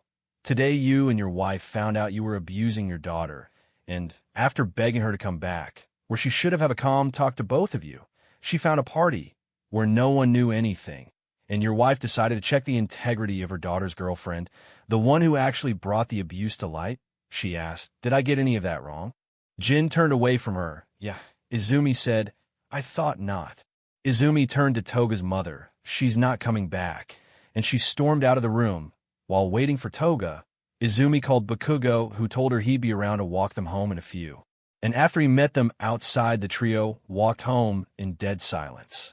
When Bakugo got to Izumi's door, Izumi dragged him in, telling him it was too late to let him walk home alone. The three slept in Izumi's room. Bakugo was on the floor on the inflatable bed, and Izumi and Toga were on the bed. They had their arms wrapped around each other and looked like they'd been crying. When morning came, Izumi took Toga's phone and called her parents. After a full minute of her screaming at them, Bakugo finally got the phone away from her and ended the call. Inko agreed after hearing what had happened to let Toga stay. And when the three went out for their late morning jog, she heard the doorbell. Opening it, she saw Toga's parents on the other side. Can we come inside? Jin asked. No, Inko said. I knew letting them go was going to be the wrong thing to do, but it's yet another mistake I made as a parent. I know I have the chance to make up for it. She let out a breath. And one day, I hope your daughter will give you the same courtesy. But as of now, leave her to think, and when she's ready, I'll call you both and try to help, she said, But I can't forgive what you did. Now get off my porch before the kids see you, she said, shutting the door. After a while, Inko walked away from the door. She caught a glimpse of Izumi as a baby and frowned. Mummy, you believe in me, don't you? Her sobbing daughter asked. She pointed at the screen. That I could be a great hero even if I don't have a quirk. Yes, baby, I do, she whispered. But no matter how many times she'd wished that to have been what she told her daughter. I'm sorry, Izumi. I'm afraid you can't, her past self cried, instantly regretting the words. She slid down the wall and sobbed quietly to herself. After a while, she felt something wrap their arms around her, and she looked up. Mum, why are you on the floor? Izumi asked. Inko wrapped her arms around her. Izumi, I know you'll be a great hero one day. Even if you didn't have a quirk, you know that, right? Of course I do. Toga had officially declared the day hug day, and the four pretty much just hugged. Octopus time, skip octopus. It had been 8 months since Toga had moved into Izumi's house, during which Izumi had learned how to control jelly, SWCH between it taffy, and chocolate. She'd also realized she could make sugar, though that hadn't turned out too well for her. Her, Bakugo, and Toga had all taken training for UA seriously, so seriously that the three of them had cleaned the entire beach without using any of their quirks at all, and Izumi was thankfully back to the point where Toga allowed her to eat real food again, which was good for her since she'd gotten sick of eating her own sweets. But much to Toga's dismay, the training had made Izumi lose a lot of weight, to the point where her old clothing hung off her and where she and Toga could share clothing, which in Toga's mind made up for the weight loss, which was the entire reason for Izumi's current clothing, a teal dress and yellow stockings. Since her old clothes were several sizes too big, she had to borrow clothes from her peppy girlfriend, which meant Izumi was more often than not trying to find the darkest colored clothes Toga possessed. Thus the three had traveled together to the UA building for the exam, and other than Izumi nearly falling flat on her face and being saved by a cute round-faced girl, getting chewed out by some serious guy, and her having to restrain both Toga and Bakugo from lunging at him, the three did find that the true exam would begin in 3 days, which passed uncomfortably quickly for all three of them. After the train ride back to the school, the three were taken to Spirit Areas, which is where we find our hero now. Izumi let out a breath. It's fine, she thought. So what if I'm going to be fighting robots without Toga or Bakugo backing me up, while competing with everyone else here and wearing Toga's clothes, which still smell like her? Izumi blinked. Yeah, that last thought was certainly not creepy at all, she muttered. You okay? Izumi turned. Standing next to her was a girl with her long orange hair tied into a ponytail and wearing some type of modified GI. Sorry, I should introduce myself. I'm Itsuka Kendo, she said. Hi, I am Izumi Midoriya. Izumi responded. Nice to meet you, Izumi, Kendo said. Then she put her hands together. I know this is sudden, but I saw you yesterday, and I know your quirk can bind people. I need to ask if you'll join our group. Group? Izumi asked. Kendo nodded. Yeah, we're over there, she said, pointing to a group of people talking, and walked over to them. Hey guys, this is Izumi, she said. Hey Izumi, said an invisible girl, a guy with a tail, a rough white-haired boy, and a blonde-haired boy. From left to right is Hagakure. Hey, I'm Toru Hagakure. My quirk is invisibility, and I love your hair. How do you get it so wavy? The invisible girl said, /asked. Thanks, it was like this when I woke up, Izumi said. I like your eyes. CRP, she's going to think I'm mocking her. The girl cupped her hands to her face. Oh my gosh. Then she hugged Izumi. I was hoping someone would notice how I style my lashes today. We're going to be besties. Then it's Ojiro, Kendo said. The boy with the tail bowed slightly. Nice to meet you, Midoriya. I think you can guess what my quirk is, he said, flexing his tail. That's cool. Do your parents have tails too? She asked. Mom does, Dad doesn't, he said. That's Tetsu, Kendo said, pointing at the rough boy. God, that ain't my name, he said. You can't just get a man's name wrong when introducing them, he said. My name is Tetsu, he said, bowing. It's a pleasure to meet you. My quirk is steel. Whoa, he's fired up, Izumi thought. Oh yeah, that sounds tough. He smirked. That's right on the toughest one there is.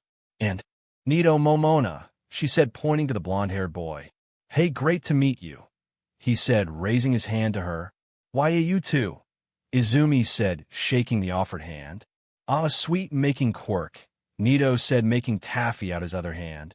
Whoa, Izumi said, you have a copying quirk, so cool.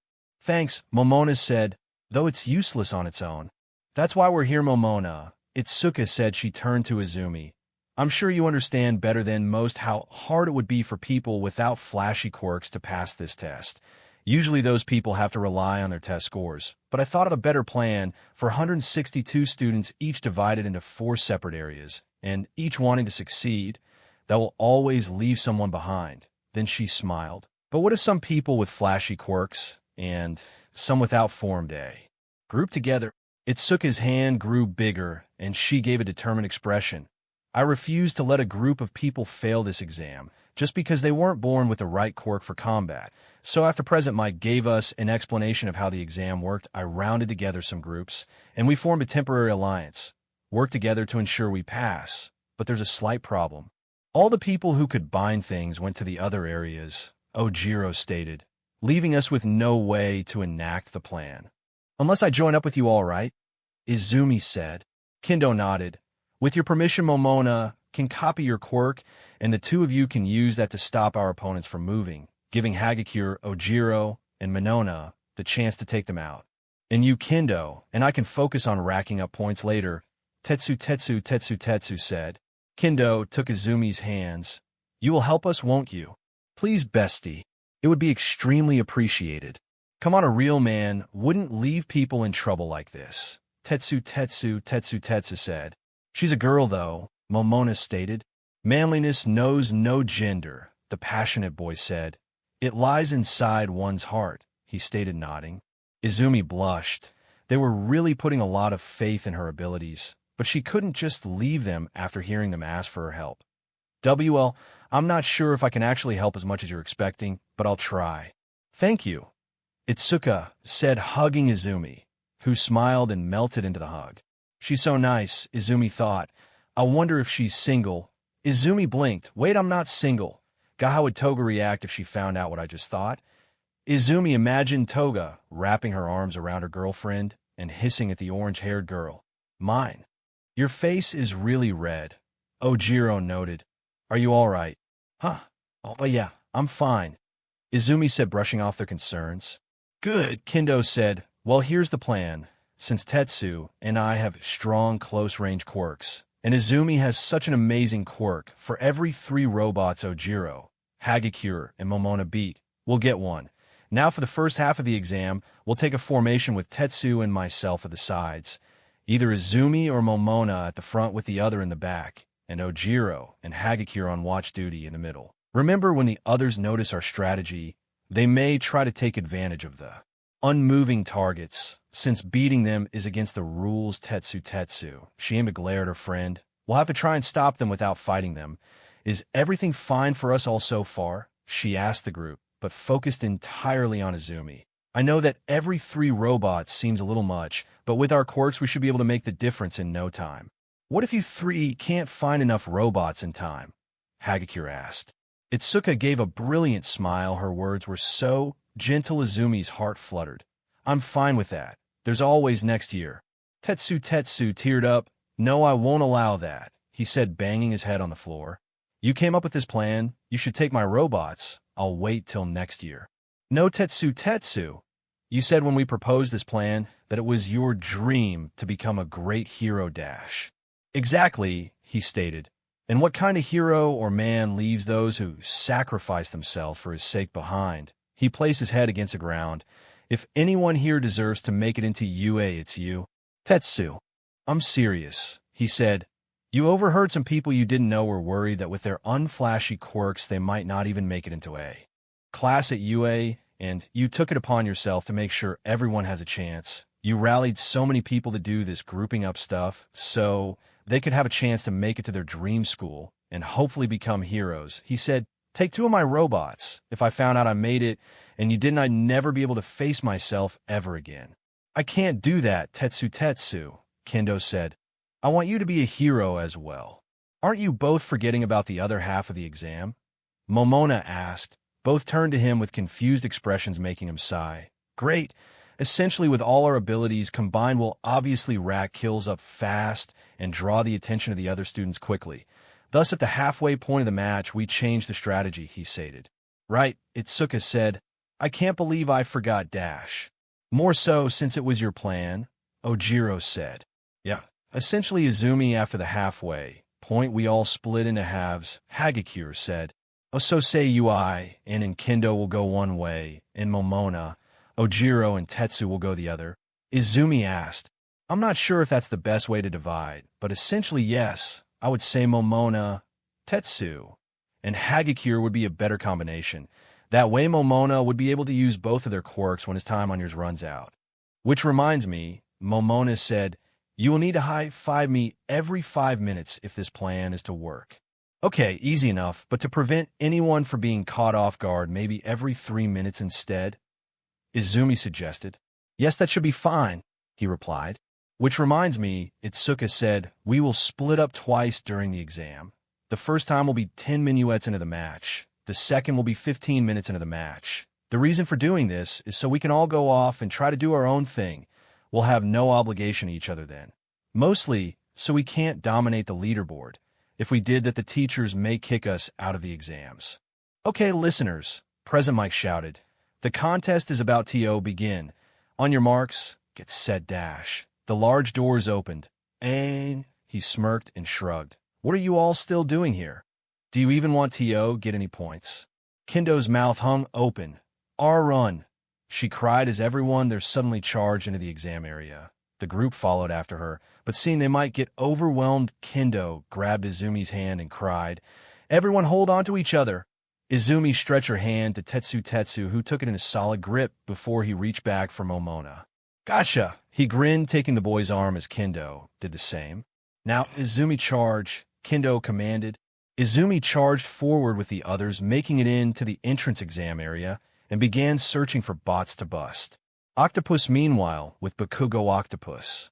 Bakugo stretched his arms. It's easy, all I have to do is get in and blow as many robots as I can find. He looked around. Since Izumi and the Bloodsucker aren't here, I don't have to worry about stealing kills from them either. Bakugo took a breath. I can cut loose. He grinned manically. But realizing he had time to spare, Bakugo decided to do something he'd never considered doing before, studying his opponent dash. Know his competition. A spiky red-haired boy huddled around a group of other people. He seemed to be the leader of them. Grouping up, I thought that was against the rules. He looked around and saw the exam security, a raven-haired woman in a skin-tight outfit. She smiled, looking at the group, before she realized he was looking at her. She turned to him and raised an eyebrow. Guess not, he thought. Then his eyes went wide. Wait, was that midnight? He was tempted to turn back to check, but he shook his head. Got a focus, Katsuki, he growled internally. Remember, what's at stake? Kachin, I made it to UA. Imaginary Izumi said, showing off her student badge. Me too, boomer boy, the Bloodsucker said, holding her own badge. What, you didn't make it? Well, I guess we'll have to go without you, Imaginary Izumi said. Bye, weakling guy. A vein appeared on Bakugo's forehead. What's that, Bakugo? Oh, Izumi, don't worry, I'll take good care of her. Imaginary Toga licked her lips, especially her body now that you can't stop me. Toga laughed evilly as she lured Izumi into a broom closet and placed a Do Not Disturb sign on the door. Another vein appeared on Bakugo's head. I can't lose here, he shouted, scaring everyone. Bakugo raised his head to see the doors opening, especially considering what's at stake. But he launched himself into the air and shot off like a homicidal rocket into the area. He eyed the untouched robots maliciously before blasting toward them. Deepening robots, he roared as he descended upon them. Octopus, meanwhile, with Toga Octopus. Toga flicked her butterfly knife out of her sleeve. Using my quirk alone won't be enough to get past, she thought, flicking the knife around as she thought, I'll have to use every advantage I've dash. Toga stopped. In front of her was that brown-haired girl who stopped Izumi from falling, and she smiled. I should thank her for helping Izumi. Toga started walking over to her when a hand on her shoulder stopped her. What do you think you're doing? Toga turned to see the glasses-wearing boy who shouted at Izumi when she mumbled. He looked over to the girl. She's clearly concentrating. He leveled a glare back at her. Are you and your friends trying to fail every dash? Toga swung her knife at him. He pushed her away and just managed to duck under one blade. But Toga thrusted her other arm forward, flicking out another knife, cutting his cheek. "Are you some villain in disguise?" "You're the villain," she growled. "Who dares scream at an innocent young girl when she isn't hurting anyone?" Toga asked. "You were flipping a knife around as you approached the back of an unaware girl. I wouldn't call that not hurting anyone," he shot back. "Not me," Toga clarified. "The green-haired girl, what did she to hurt you?" "Okay, that's enough of you both." Suddenly, bandages wrapped around both Toga and the glasses-wearing boy. They both turned to a disheveled-looking man who stared at them with annoyance. "If the two of you have a problem, then perhaps neither of you should take the exam," he suggested. Both turned to each other. "No sir, no problem here," the glasses-wearing boy said. "Right?" he asked Toga. She glared back at him, but slid both knives back into her sleeves. "Nope." "Good," he said. "Remember, fighting each other is against the rules. So, if either of you hurts the other intentionally, I'll throw you out of the exam," he warned. "And trust me, I can make sure neither of you gets into any hero academy in the country." He leaned down to them. His eyes turned red, and his hair floated up as he glared at them both. So plain nice. Then his scarf wrapped itself around his neck. "Now Blondie over there, and you on the other side," he said. The two did as instructed, and the man groaned as he used eye drops to ease his dry eyes. He glanced up toward where his friend was standing, wondering, "How the hell did you convince me to act as security?" "Okay, listeners," the tall, blonde-haired man from before shouted. "The contest is about to begin. On your marks, get set, dash." The large doors opened. Toga sprinted past the others who seemed to wait, and with some quick movements, she pounced on one robot, jamming her knife into its exposed wiring between its head and neck. She noticed the robots had buttons on their necks, but she ignored them as she heard the others charging inside after her. She tore off the robot's head and used it like a flail, bashing the heads of the other bots in. When they stopped moving, Toga charged forward. She was splattered in oil and grinning. Then she caught a glimpse of the glasses-wearing boy as he ran past her. Anger swept through her, and she aimed to throw her knife at his back, but she stopped and took a breath. "I mustn't hurt him if I do think of how Izumi would feel, and I'll never get to Yue," she reasoned before turning on her heels and trying to find some targets away from that boy. Octopus elsewhere. Octopus, Izumi, Bakugo, and Toga shredded through the competition, through their individual methods of teamwork, sheer power, and determination. So much so that the staff were stunned, watching as the group led by Itsuka Kendo managed to find a balance between helping others and smashing villains, though it had more of a lean to helping others, as Katsuki Bakugo dived, bombed mass groups of robots with sheer ferocity and power tore through them quickly, and before the melted parts could even hit the ground, he was already doing the same to another group. And Himiko Toga snuck up on unsuspecting people and stole as many villain kills as she could before sprinting away, and to a certain man and his guests of honor. These three, among others, were paid very close attention to. "I still don't understand the point of this," a man with yellow highlights in his green hair said. He wore rectangular glasses and a gray suit. "I've already trained Mirio to be your successor," he stated. "Why will you not accept him?" "Night Eye, I understand your devotion to young Togata, but try to understand where I'm coming from," All Might said in his true form. "This is an entirely new generation of young heroes, all of which I've been secretly scouting to find a worthy successor among them." "Yagi, perhaps you should skip what he already knows and get to the point," a short man in a yellow costume said. Toshinori Yagi nodded at his old teacher's words. "Fair enough, but allow me to give the setup at least." He cleared his throat, stood up, and tuned to face the two, showing that he had Principal Nizu holding onto his head. "As you all know, Nana Shimura trained me much like how you, Sir Night Eye, are suggesting." The worn symbol of peace looked downcast, and all for one killed her. He clutched his hand as he turned back to his muscular form. "And in retaliation, I struck down the villain, but at a great cost to myself. I can only use one for all for about 3 hours, and my pump for 5. Young Togata may be the best choice out of all the students currently at UA," he said, returning to his normal form and pointing at the screen. "But that isn't enough. I have decided to take the students we deem to be worthy and then weed out who is unfit for the power I wield using special criteria principle Nizu, and I have already discussed until that number dwindles down to 2. I will take those 2 and young Toga under my wing, train them all simultaneously to wield one for all, and by the time the year ends I will have a worthy successor and 2 others ready to assist the successor should all for one show whatever is left of his face. Nightai sighed, but nodded. A sound plan, I suppose. Then he adjusted his glasses. These are being recorded correct. We will certainly need to rematch the students multiple times. There, Sir Nightai, Nizu said from on Yagi's head. Good, then let's get watching. I wonder how these youngsters will fare against the 4 sets of critical eyes aimed at them. Gran Torino asked, especially with what's coming. Octopus back with Izumi Octopus. It was 10 minutes into the match. Kendo was about to shout that they should separate when the ground started shaking. What the dash? Itsuka asked. Up there, Tetsu said, pointing high up. Everyone in the area followed his finger and saw a massive robot in the distance. As it turned away from them, Tetsu growled and ran after it. What are you doing? Itsuka asked. He skidded to a stop. That's the 0-pointer. He nodded. I figured as much. Then why were you sprinting toward it? Monoma asked. How do you figure it picks its direction? He asked. It goes where the not destroyed bots are, he said. But why wow dash? Hagakure. No, that makes sense, Itsuka said. Just think, it's so massive it'd be almost impossible to avoid it. Then she aimed a glare at Tetsu. But why were you running toward it? Tetsu bowed his head. Cause Kendo Nizan, you only have 30 robots. I'll distract that thing. And you guys go and rack up the points while everyone's running. And Nizan, Itsuka asked. What else am I supposed to call someone who helped me so much? He asked. Give me this one chance to prove I'm a man, Nei-san, he begged. Tetsu. Itsuka said, no. Why?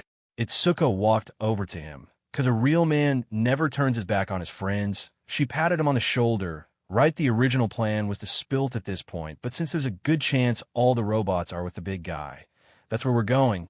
Hagakure raised her hand. And when we get there, then what? Izumi looked at the robot.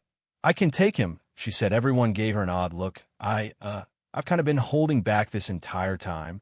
Kendo narrowed her eyes at her. What makes you sure you can take it, though? 1, taffy isn't all my quirk makes. And 2, making one thing isn't all I can do. I've been saving a trump card in case we need it. Transformation. Ojiro raised his eyebrow curiously at her. Isn't your quirk an emitter type? It is, trust me, Momona said. Transformation is just a simplification. S and dash. Izumi stopped. It's easier if I show you. Izumi hunched over, and taffy started pouring out of every part of her body, making her entire body much bigger. This is my trump card, Snapback Girl, Izumi said, flicking her arms around, making them stretch. Whoa, well, you look impressive, Momona said. But your hair's the same, Hagakure said. Jelly is one thing, but I'll never get taffy out of my hair without shaving it off. It's kind of my secret weak spot. Izumi said, now crouching down to meet Toru's eyes. She noticed Kendo giving her an odd look. Is something wrong? Kendo shook her head. No, I was just thinking if you could carry us all to the big robot. Kendo pointed at the building tops. If you use your arms like a slingshot, you could catapult us all over there. Izumi examined Itsuka's deduction. Kendo, you're brilliant, she said, crouching down. Monoma gave her a pat on the back off the head when they were all on.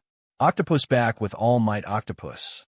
Hey, what's on camera 46? Gran Torino asked. 46 is Izumi Midoriya, Nizu answered.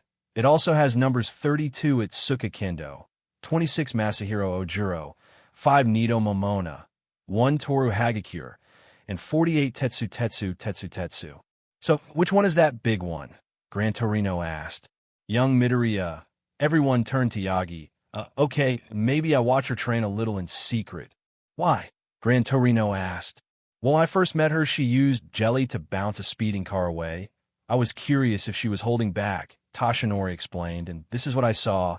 She referred to the form as Snapback Girl. Really, that's interesting. How many does she have? Nightai asked. Yagi sweated.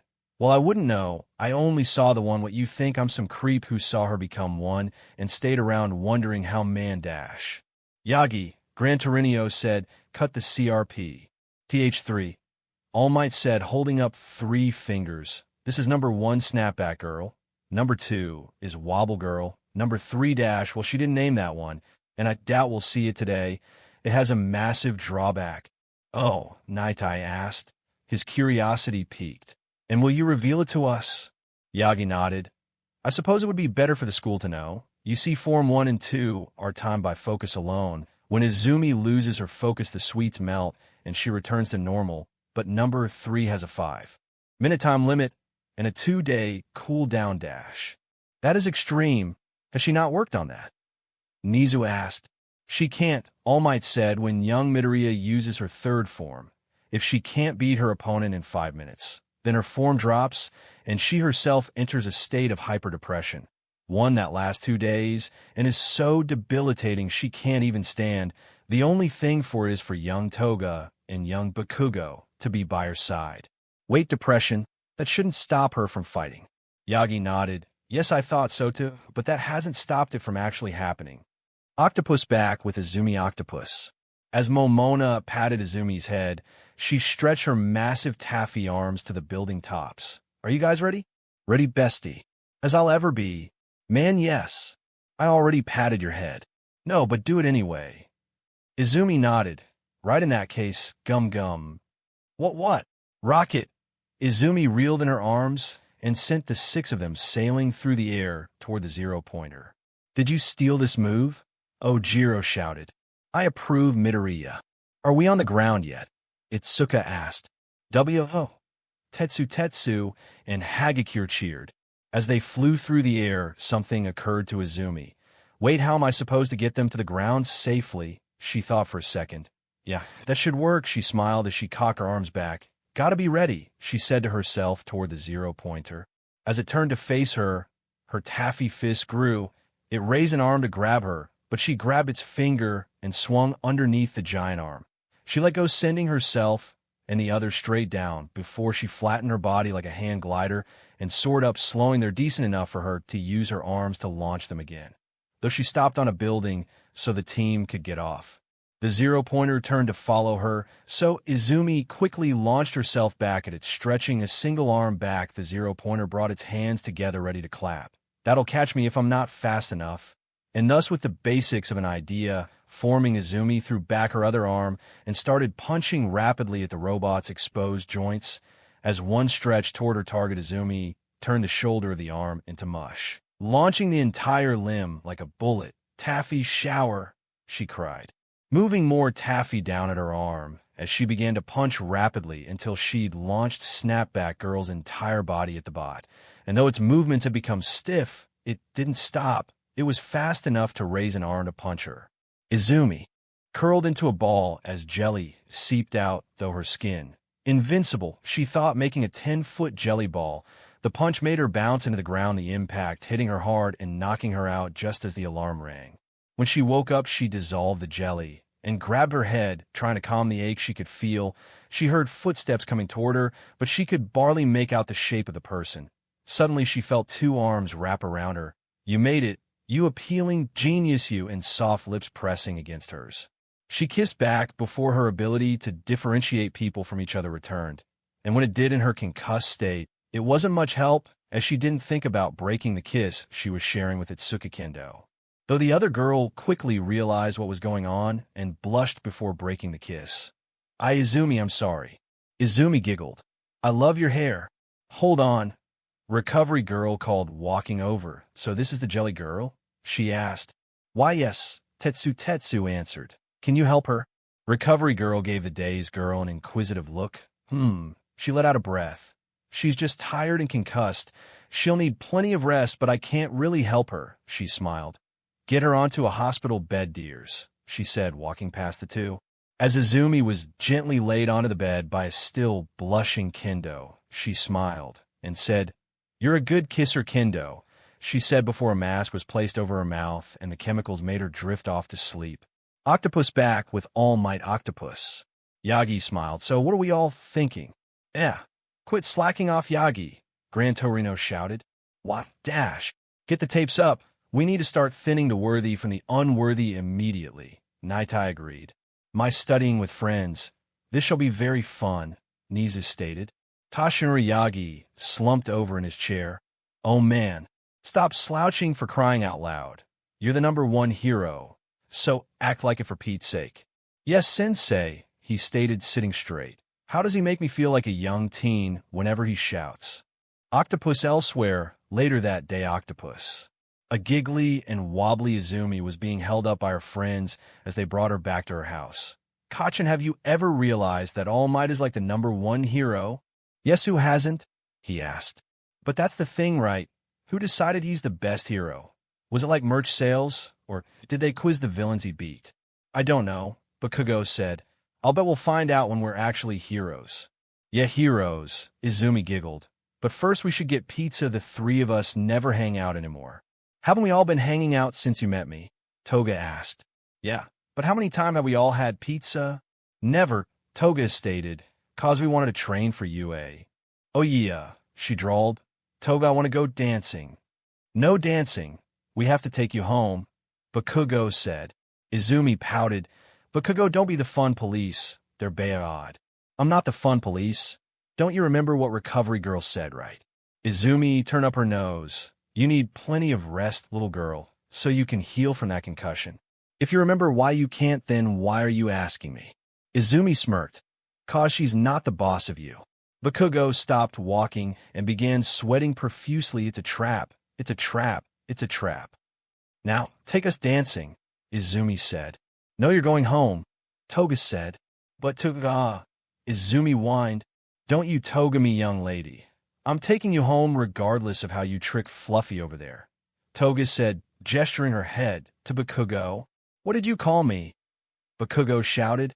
Fluffy, a dazed and concussed girl, nearly convinced you to take her dancing, Toga deadpanned.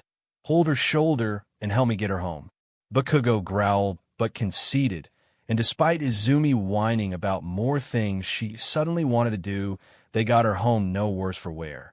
After getting her in bed, Bakugo left to go home. Chapter 6. UA School of Heroes. All Might's 3 successors revealed. Octopus the next day Octopus. Izumi groaned as she woke up.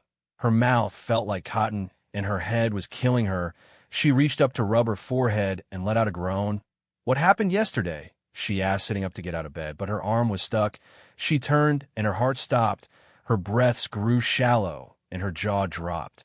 Laying next to her, entirely naked, was Toga, her blonde hair free of her usual messy buns, as she held onto Izumi's other arm, so tightly the green net couldn't pull it away from her. Admittedly, though the thought of trying to had long since left Izumi's brain. You're staring, Toga groaned, peeking through one of her eyes. Sorry. Toga smiled. Don't be, it makes me feel pretty. Why are you naked? Toga sat up and stretched. Not that you mind the view. Yeah, that's one way to put it. Izumi mumbled. Toga threw off the covers and stood up. I ran out of clean nightwear, and yesterday I was way too tired to find any of yours. Izumi blinked. She felt a breeze running along her body, and she blushed as her brain processed what Toga said. By the way, you look great naked as well. Izumi's mouth opened, letting out a squeak as she wrapped her arms around herself. What happened yesterday? She asked, and as she did, she pretty much remembered everything. Being separated from her friends, joining Itsuka's group, going toe-to-toe with a giant robot, getting a concussion, Itsuka kissing her, and being dragged home by Kacchan and Toga. And Izumi's good mood dropped. Right, Kendo kissed me. I have to tell Toga. After a quick self-nod, Izumi looked at Toga. Izumi, Toga said, sitting back on the bed. I have to admit something to you. I hate that you still call me Toga, she said. Yesterday when Fluffy and I saw you, my heart dropped, and I realized exactly what hero work could do for us and to us. So please, my name is Himiko. Izumi was stunned. Sorry, I didn't know you felt that way. Toga leaned over the bed, making it harder for Izumi to focus on her eyes, and not anything lower. Well, Toga asked. All right. Sorry, Himiko. I'll try to call you by your name from now on. Himiko smiled. Good. Now, she stretched just in time for the door to be kicked open. Are you both going to Bakugo stared at them both before blushing and turning away. Gee, get a room, you two, he growled. We're in a room, missile. Now are you going to leave us, so we can get back to making sweet monkey love? Bakugo clearly couldn't tell which part of Himiko's sentence he should take issue with, but after a few seconds he finally shouted, "Sweet monkey love!" Then his eyes widened. "Wait, you were just trying to ask CK her BLD, weren't you?" He growled, turning back. Two naked Izumis blushed, staring back at him. In his right mind, he would have noticed one of them was somewhat fatter than the other one, but he wasn't. His mind had shut down to protect himself from the twin naked bodies of a girl he considered like a sister. While he was trying to think Himiko, as Izumi slid out of bed and pushed him out of the room, "There," she said. "Now let's get dressed." Then Izumi got dressed, and though she was sure Himiko looked at her a lot as she did, she powered through the embarrassment and managed to actually dress herself rather than stare at her girlfriend, and she quickly left the bedroom. "Phew, that was intense," she groaned, walking into the living room. "Hey Ka, Dash." Izumi stared at Jin and Kyoko. "Why are you two here?" she asked. "That's what I was wondering too," Bakugo said. "You take out one, I'll take out the other," he offered. "That is tempting," Izumi said. "Huh, is the brat getting to you, Izumi?" Izumi blushed as Mitsuki pulled her into a one-armed hug from behind. "Hey, Auntie Mitsuki," Izumi stuttered. Where did you come from?" The blonde-haired woman barked out a laugh. "Still crushing on your aunt, kid? I figured you would have kicked that habit when you got a girlfriend of your own." "That's Miss Seal's mom," Toga asked as she entered the living room wearing an oversized shirt and shorts. "Dude, how is it that your mom's super hot, but you aren't?" "It could have something to do with your SXL preference." Bakugo rolled his eyes. "Also, why are you calling me Missile?" "You'll figure out," Toga said. "Why are my parents here?" Inko walked into the room. "Because today she might need them." She held out 3 letters, each bearing a wax UA seal. Each of the 3 kids reacted differently. Himiko gulped. Izumi mumbled something too fast for others to hear, and Bakugo broke out into a cold sweat. Then they took their letters and sat on the floor. Bakugo gulped. His hand trembled slightly. "Everyone ready?" he asked. "Yeah," Toga said, wiping actual sweat off her head. Izumi took a breath and smiled at the two. "Come on, guys, it's like ripping a bandage off. Besides, if it's bad, we have comfort cake in the kitchen. Or celebration cake if you all make it through," Mitsuki said. The 3 nodded. "On 3, Toga suggested, and the other 2 nodded. 1. The 3 put their hands on the envelope's wax seal. 2. They pressed down, cracking it slightly. 3. Toga cried as all 3 ripped open the envelopes open and pulled out the letters. A disc fell out of Toga's with Bakugo's and Izumi's, just having a piece of paper inside that read, "See Toga's letter for results." Suddenly, a hologram shot out of the disc, creating an image of the symbol of peace in a yellow suit. "Greetings, young Toga, young Bakugo, and young Midoriya. We had a feeling you'd all be together and just decided to record you all a disc between the 3 of you," All Might said. He leaned to the camera and whispered, "Which is a good thing because it cut down on the amount of these I had to record." He smiled. "Anyway, we here at UA were astounded to see the 3 of you in action, though one of you caused a little debate. Due to slicing someone's cheek with a knife, we found her attentiveness in battle and her opportunistic mind a possible asset we couldn't overlook. Thus, we chose to ignore it." All Might coughed into his hand. "Anyway, the part you're all waiting for. Izumi Midoriya, ranked 16 in the test, decent amount of villain points, a good amount of rescue points. But your defining moment was when Snapback Girl flew right at the face of a 0-pointer, hoping to buy your friends enough time to harvest enough points of their own. Commendable." Izumi blushed from the praise All Might gave her. Now next is kinda tricky. With 80 villain points and 0 rescue points is Katsuki Bakugo, and with 60 villain points, 25 rescue points, and dock 5 points for getting a teacher involved is Himiko Toga, which also tallies to 80 points.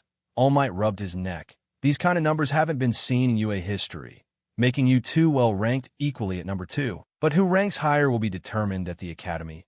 All Might cleared his throat, so young Midoriya, young Bakugo, young Toga, welcome to UA Academy. And with those words, the hologram disappeared. "Yay," Izumi said, trying to defuse Bakugo's already lit fuse. 85 points? Bakugo growled. "I know, right?" Toga cheered. "Phew, I'm better than the best. We're going to settle who's better," he stated. "Yeah," Toga agreed. "And Fluffy Prey, it isn't a quiz or a who's nicer competition."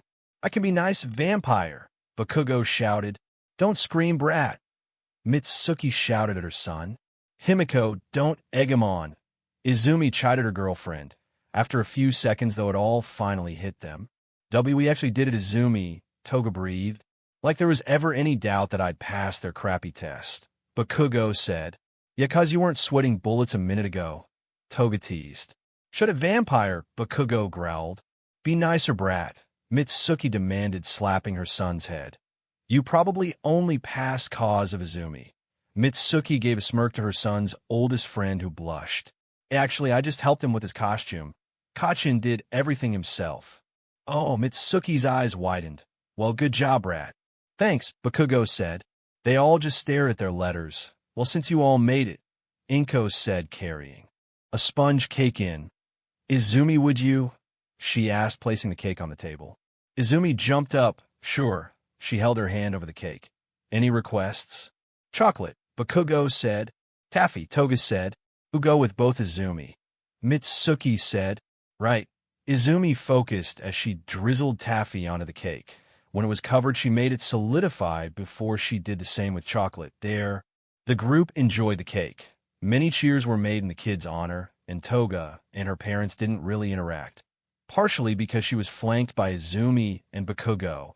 And when the party was over, Bakugo practically dragged Toga into Izumi's room to settle the score with her. They played game after game, trying to determine a winner between the two, but they couldn't agree on who won, so they continued until Bakugo left, which became a theme as they waited for the days to pass.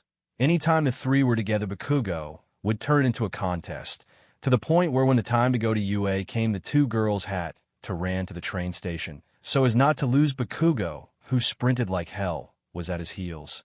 Izumi was grateful for the distraction, though. It had made her forget about how nervous she was. Then when Toga gripped her hand, Izumi's heart sank. I forgot about the kiss from Itsuka, she screamed internally. The second we get off this train, I'll ask Kachin to dash. See you at school, Toga, Bakugo shouted, running off the train as soon as the doors opened. Freaking chill out, Fluffy, Toga groaned, running after him. Well, I should have guessed it wouldn't be that easy, Izumi groaned, walking after them. Or rather, she walked to UA because neither Bakugo nor Toga had actually been to UA before. Neither had Izumi, but she had enough sense to consult a map, and thus the one that ended up there first was her, with Bakugo and Toga running past the gates a few minutes after. Good job, guys, we're all late, Izumi chastised the two. Kachin, you go to class 1A and explain to the teacher why we're late. Why me? He asked. I need to make sure Himiko has enough BLD, she lied. Regardless, Bakugo groaned and walked off. Are you sure sending him to dash? Izumi quickly covered her girlfriend's mouth. Himiko, during the UA entrance exam, you know how I had a concussion? Toga, while confused, nodded. Well, a girl kissed me, and, well, I sort of kissed her back. Toga narrowed her eyes. She pulled Izumi's hand off her mouth. What? She asked slowly. Who? That doesn't matter, Himiko, Izumi said. I just wanted you to know that I kissed another girl, and I'm sorry. Oh, sweetie. Toga held Izumi close to her and smiled. I'm not mad at you, she said, stroking her hair. I'm mad at the girl who forced herself onto you. I mean, dash. Hush, Himiko said. We'd better go make sure Fluffy hasn't started a riot yet. Izumi nodded, and the two came to their classroom. 1. Izumi stated, Here we are. As she opened the door, she saw the glasses-wearing boy lecturing Bakugo, who just glared back at him. Is she here or not? The uptight boy asked. Buy me glasses, boy, Bakugo growled. The uptight boy flinched, and Izumi noticed he had a plaster on his cheek. She also noticed Toga turn away from him slightly. Himiko, did you do something to that boy? Izumi whispered. Why, yeah, she whispered back. Then she flinched and tossed a knife behind her. Students shouldn't carry knives, stated a man in a sleeping bag who caught the knife between his fingers. You and I are going to have a problem, Miss Toga, he said, lifting a Capri Sun pouch to his mouth. He chugged it as he tossed off the sleeping bag. After the pouch was empty, he threw it away where it landed in a bin. Though you do get points for actually finding me, unlike the rest of the hopefuls, he stated with a yawn before walking past her. He entered the classroom and threw his bag in a corner. Good morning, brats, he groaned, tossing Toga's knife in the air. I'm Shota Aizawa, homeroom teacher, class 1. He introduced as Toga's knife hit his desk and stuck out of it. The class was entirely silent. "Good, you all can shut up," he stated, walking over to a locker. "Take these, put them on, and join me outside. Anyone who's late can go home and stay there until the next semester." He shoved a PE uniform into Izumi's hand before he wandered off.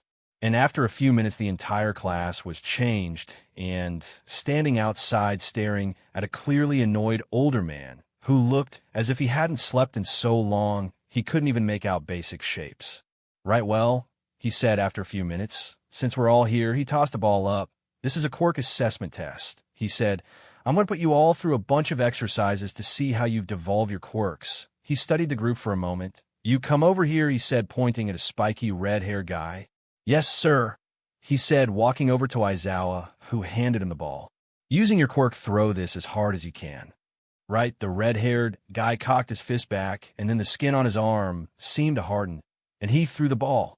"We need to know what you all can do as you are," Aizawa stated as the guy threw the ball, "so that we can better mold you into future heroes," he said as it started to fall, turning to the students holding up a phone screen with the number 130 meters on it. "Get the idea?" he asked. "Anyway, you all made it through. Congratulations," he said, moving off the screen. "This is one of 8 trials. Whoever gets the lowest score wins a prize." He smirked. "They get to stay at home for an entire year." One of the students seemed to perk up at that. "In other words," a boy with a bird's head stated, "you will remove us from the course." Shock ran through Izumi, and from the looks on the other students' faces, she wasn't the only one. Though she did notice, Bakugo gave a worried glance to Toga. "If anyone didn't get that when I said it, they should already be out of the class," Aizawa said.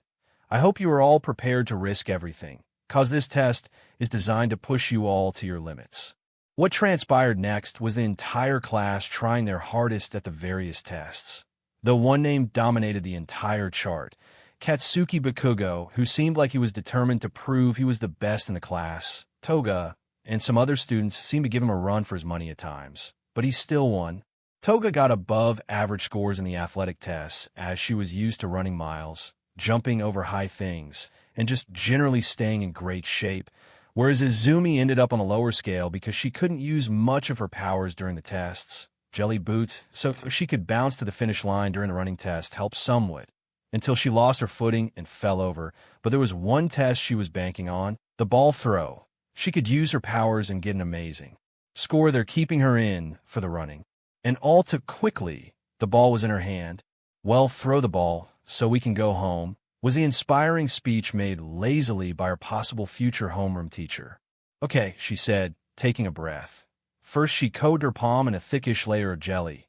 Then the rest of her arm in taffy. She grasped the ball tightly in her hand and threw her arm back, stretching the taffy. And then, just as her arm sprang forward, "Do I deserve to be here?"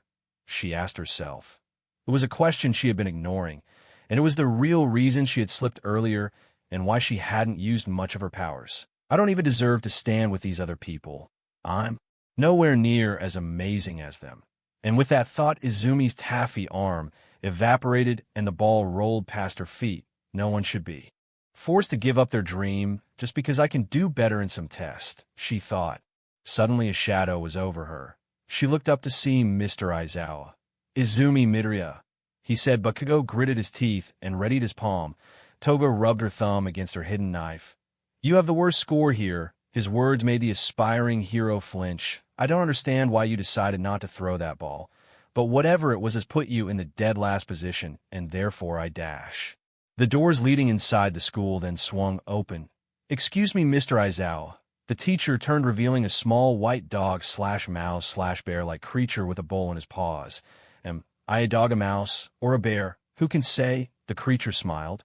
"Principal Nizu," Aizawa asked, "why are you here? Is something wrong?" The cute principal waved his concerns away. "No, not really. I just need to borrow He walked over to Izumi. "There you are, Miss Midoriya. If it wouldn't be too much trouble, could I bother you for your assistance?" Izumi blinked the unshed tears out of her eyes. "Yes, sure. What do you need?"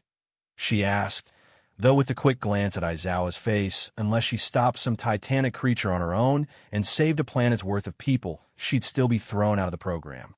"Well," Nizu smiled happily, "we have a teacher who's going to be leaving tomorrow, and we wanted to bake them a cake to celebrate the time they've put into UA." But lunch rush has already left for his week-long break, and we've run out of chocolate thanks to a certain error. Oh, you just want some chocolate? Izumi asked. If it's not too much of a bother, Nizu said. No, it's fine, she said. As Nizu held the bowl up, she crouched down, and out of her hand a stream of chocolate fell into the bowl, slowly filling it up. That's enough, Principal Nizu said. He smiled down at the bowl. My, what a useful quirk your sweet body is, he said. Aizawa, did you know she can make taffy, chocolate, and jelly? Nizu stated. Then he shook his head and walked away. After a few minutes of pure silence, Aizawa spoke. Izumi Midoriya is now the gold standard in this class. The rest of you try to follow her example. Aizawa said. You're all dismissed. He was about to leave, but then he stopped. Midoriya, he called. Why, yes, sir, she asked. Where were you planning on sitting? Oh, just in the back where no one could dash. Wrong, he called. The correct answer is in front of my desk. That way I can make sure that seat is reserved for you. Izumi blinked. What just dash? Moron. Bakugo roared, storming over to her. What the hell was with that throw? He screamed. I dashed. You were about to be thrown out of the class, Izumi. Toga chastised. Seriously, you almost threw away any chance for us all being heroes together. Yeah, you really shouldn't do that, Midoriya. A blonde third-year Izumi had never met, said, giving her a thumbs up. A hero has to have a little self-interest to make it big, he advised, smiling. Yep, bestie, Hagekure said. Masahiro, and I almost never got to thank you for helping us. Which, by the way, thank you immensely, Izumi, Masahiro said, bowing. I'm sorry, Izumi whimpered. You will be, Bakugo roared. Then Izumi blinked, and everyone turned to the third-year student. I'm sorry, who are you? She asked. He blinked. Right, he smiled. I'm Mirio Tagada, he said. I was just walking around the school when I saw the class working out so much, and I guess I got so distracted by you all, I just kind of hung around, he sheepishly admitted. But how do you know my dash? Sorry, but I'd better get back to class, he stated. Good luck all, he said before running away like hell was at his heels. That was Dash. Not going to distract me from telling you how dumb you were being, Bakugo roared. Izumi turned to Himiko, who twirled her hair idly. Then she saw the glasses-wearing boy walking over to them. I'd better go apologize, she said before walking over to him. Ojiro scratched the back of his head. We'd better go, is Dash. No, Hagekure said. Then she pulled Bakugo close to her and whispered something into his ear. After a few seconds, he smirked. All right, see through. I'll let you handle the nerd's lesson, Bakugo said, walking back. Izumi let out a breath. What did you say to get him off my back, Toru? Toru gave a grin, so evil Izumi could almost see it as she held several makeup tools between her fingers. That I knew how to make you listen. And then Toru dragged a struggling Izumi to the girls' bathrooms and performed a maniacal method of disastrous, devastating torture to her claimed bestie. When Izumi and Toru returned, Bakugo took one look at her and laughed as Izumi tried to pull the glitter out of her now straightened and recently brushed hair, which they both did until Aizawa yawned and walked in. You're loud, he complained. Anyway, it's time for our first lesson, Dash. Yinjalaj, sang Present Mike as he slid into the room, the sheer power of his voice shaking the entire room, possibly the building, and knocking down the entire class. Can you once just enter the room like a normal person? Aizawa asked. No way, hombre. The students love my star power performances. Keep it up, and they'll want me to come back and teach them. And after Aizawa left, the students began their regular classes taught by pro heroes. Octopus time, skip octopus. I swear to high heaven I will never miss a throw again. Izumi growled internally, trying to pull the glitter out of her hair. Everyone had left, but Bakugo and Toga, while mad at her, had told her they'd wait for her at the front gate while she washed off the lipstick, eyeliner, and whatever else Toru had used on her. Ow! She cried as a piece of glitter got in her eye. Delicately, she rinsed it out, and she groaned and left the building. Outside, she found her two friends in their homeroom. Teacher waiting for her. There you are, Aizawa said to her. Principal Nizu wants to see you, he said. Did I do something wrong? Izumi asked. I have no idea, Aizawa shrugged. All I know is that he wanted to see you, and he wanted me to take you to him. He said, so let's go. Izumi raised an eyebrow at him as he turned and walked away. Okay, she waved at her friends. I'll see you later, I guess, before she followed her teacher back inside the building. Mr. Aizawa led Izumi to what she assumed was the headmaster's office, where Principal Nizu, All Might, Vlad King, Kendo, Sir Naitai, and Mirio waited. Finally here, Vlad King huffed. Took me 12 seconds to get Kendo. That's nice. I wanted my students to get some actual work done before I placated to All Might's whims, Aizawa said, receiving a glare from Naitai. Now, everyone, there's no need to argue. All Might said, thank you both. Vlad King erased her head, but we can handle things from here. Both Aizawa and Vlad King shared a look. It's fine, everyone, Principal Nizu said. It just isn't something we need to bother you both with. The two sighed, but begrudgingly left their students, with the door shutting and locking after them. Everything was quiet for a few minutes. Then Nizu gave All Might a thumbs up. Well, we can't be overheard now, suddenly. All Might poofed, and a skinny, almost skeletal man stood in his place. Good evening, young Toga, young Kendo, young Midoriya. You know me as All Might, but my real name is Toshinori Yagi. He lowered his gaze, and he lifted up his shirt, showing a massive scar on his left side. I'm dying. The three stood in shock as All Might told them about his imminent death, but he gazed back at them. You're all wondering what that has to do with you? Or is there something we could do to help? He coughed up some BLD that he spat onto the ground. To the second question, there is not, he stated. For the last 13 years, my life force has been dwindling, as has the quirk that made me a legend. One for all, he said, one quirk for all people. He looked up and smiled. Don't look so down, though, for one of you three is to be my successor. Izumi opened her mouth to speak.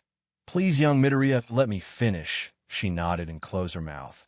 One for all isn't like most quirks. It can be passed down from wielder to wielder, gaining more power as it goes. He plucked a hair from his head, and thus it's time to start. Izumi Midoriya stepped forward. Izumi walked over to him.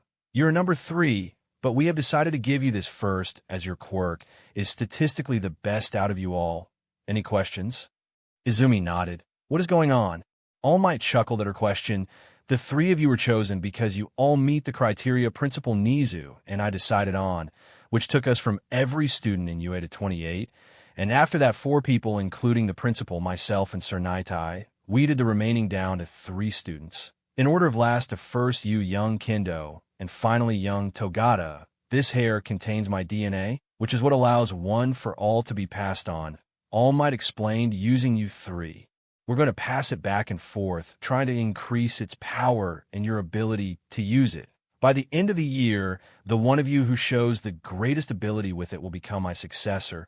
The other 2 will be their helpers.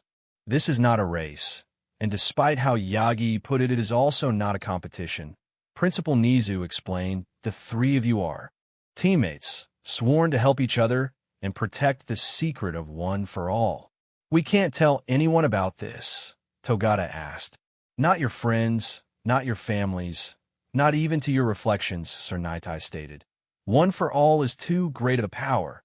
If any heard of it and learned that it could be passed down, chaos would ensue. All Might studied the faces of those around him. For the record, any of you can leave whenever you wish.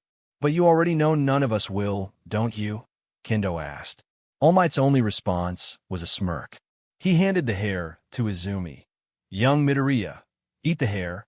Izumi eyed the hair and shoved it in her mouth and swallowing it down her gullet. Good. After 2 weeks, we will meet again to pass the quirk to young Kendo, then young Togata, then back to myself. After that, the one who shows the most development between the 3 of you will receive the top spot, and I will be working around the clock to make sure all of you get equal training in my power. Then he yawned. But it is late. Let's get you all home. This marks the end of part 1 of What If Female Deku's Sweet Body Quirk Was Secretly Overpowered? A big thanks to our hero for granting the permission to feature this amazing fanfiction. Please like the video and subscribe to Deku Universe for more interesting stories. Thank you and see you soon.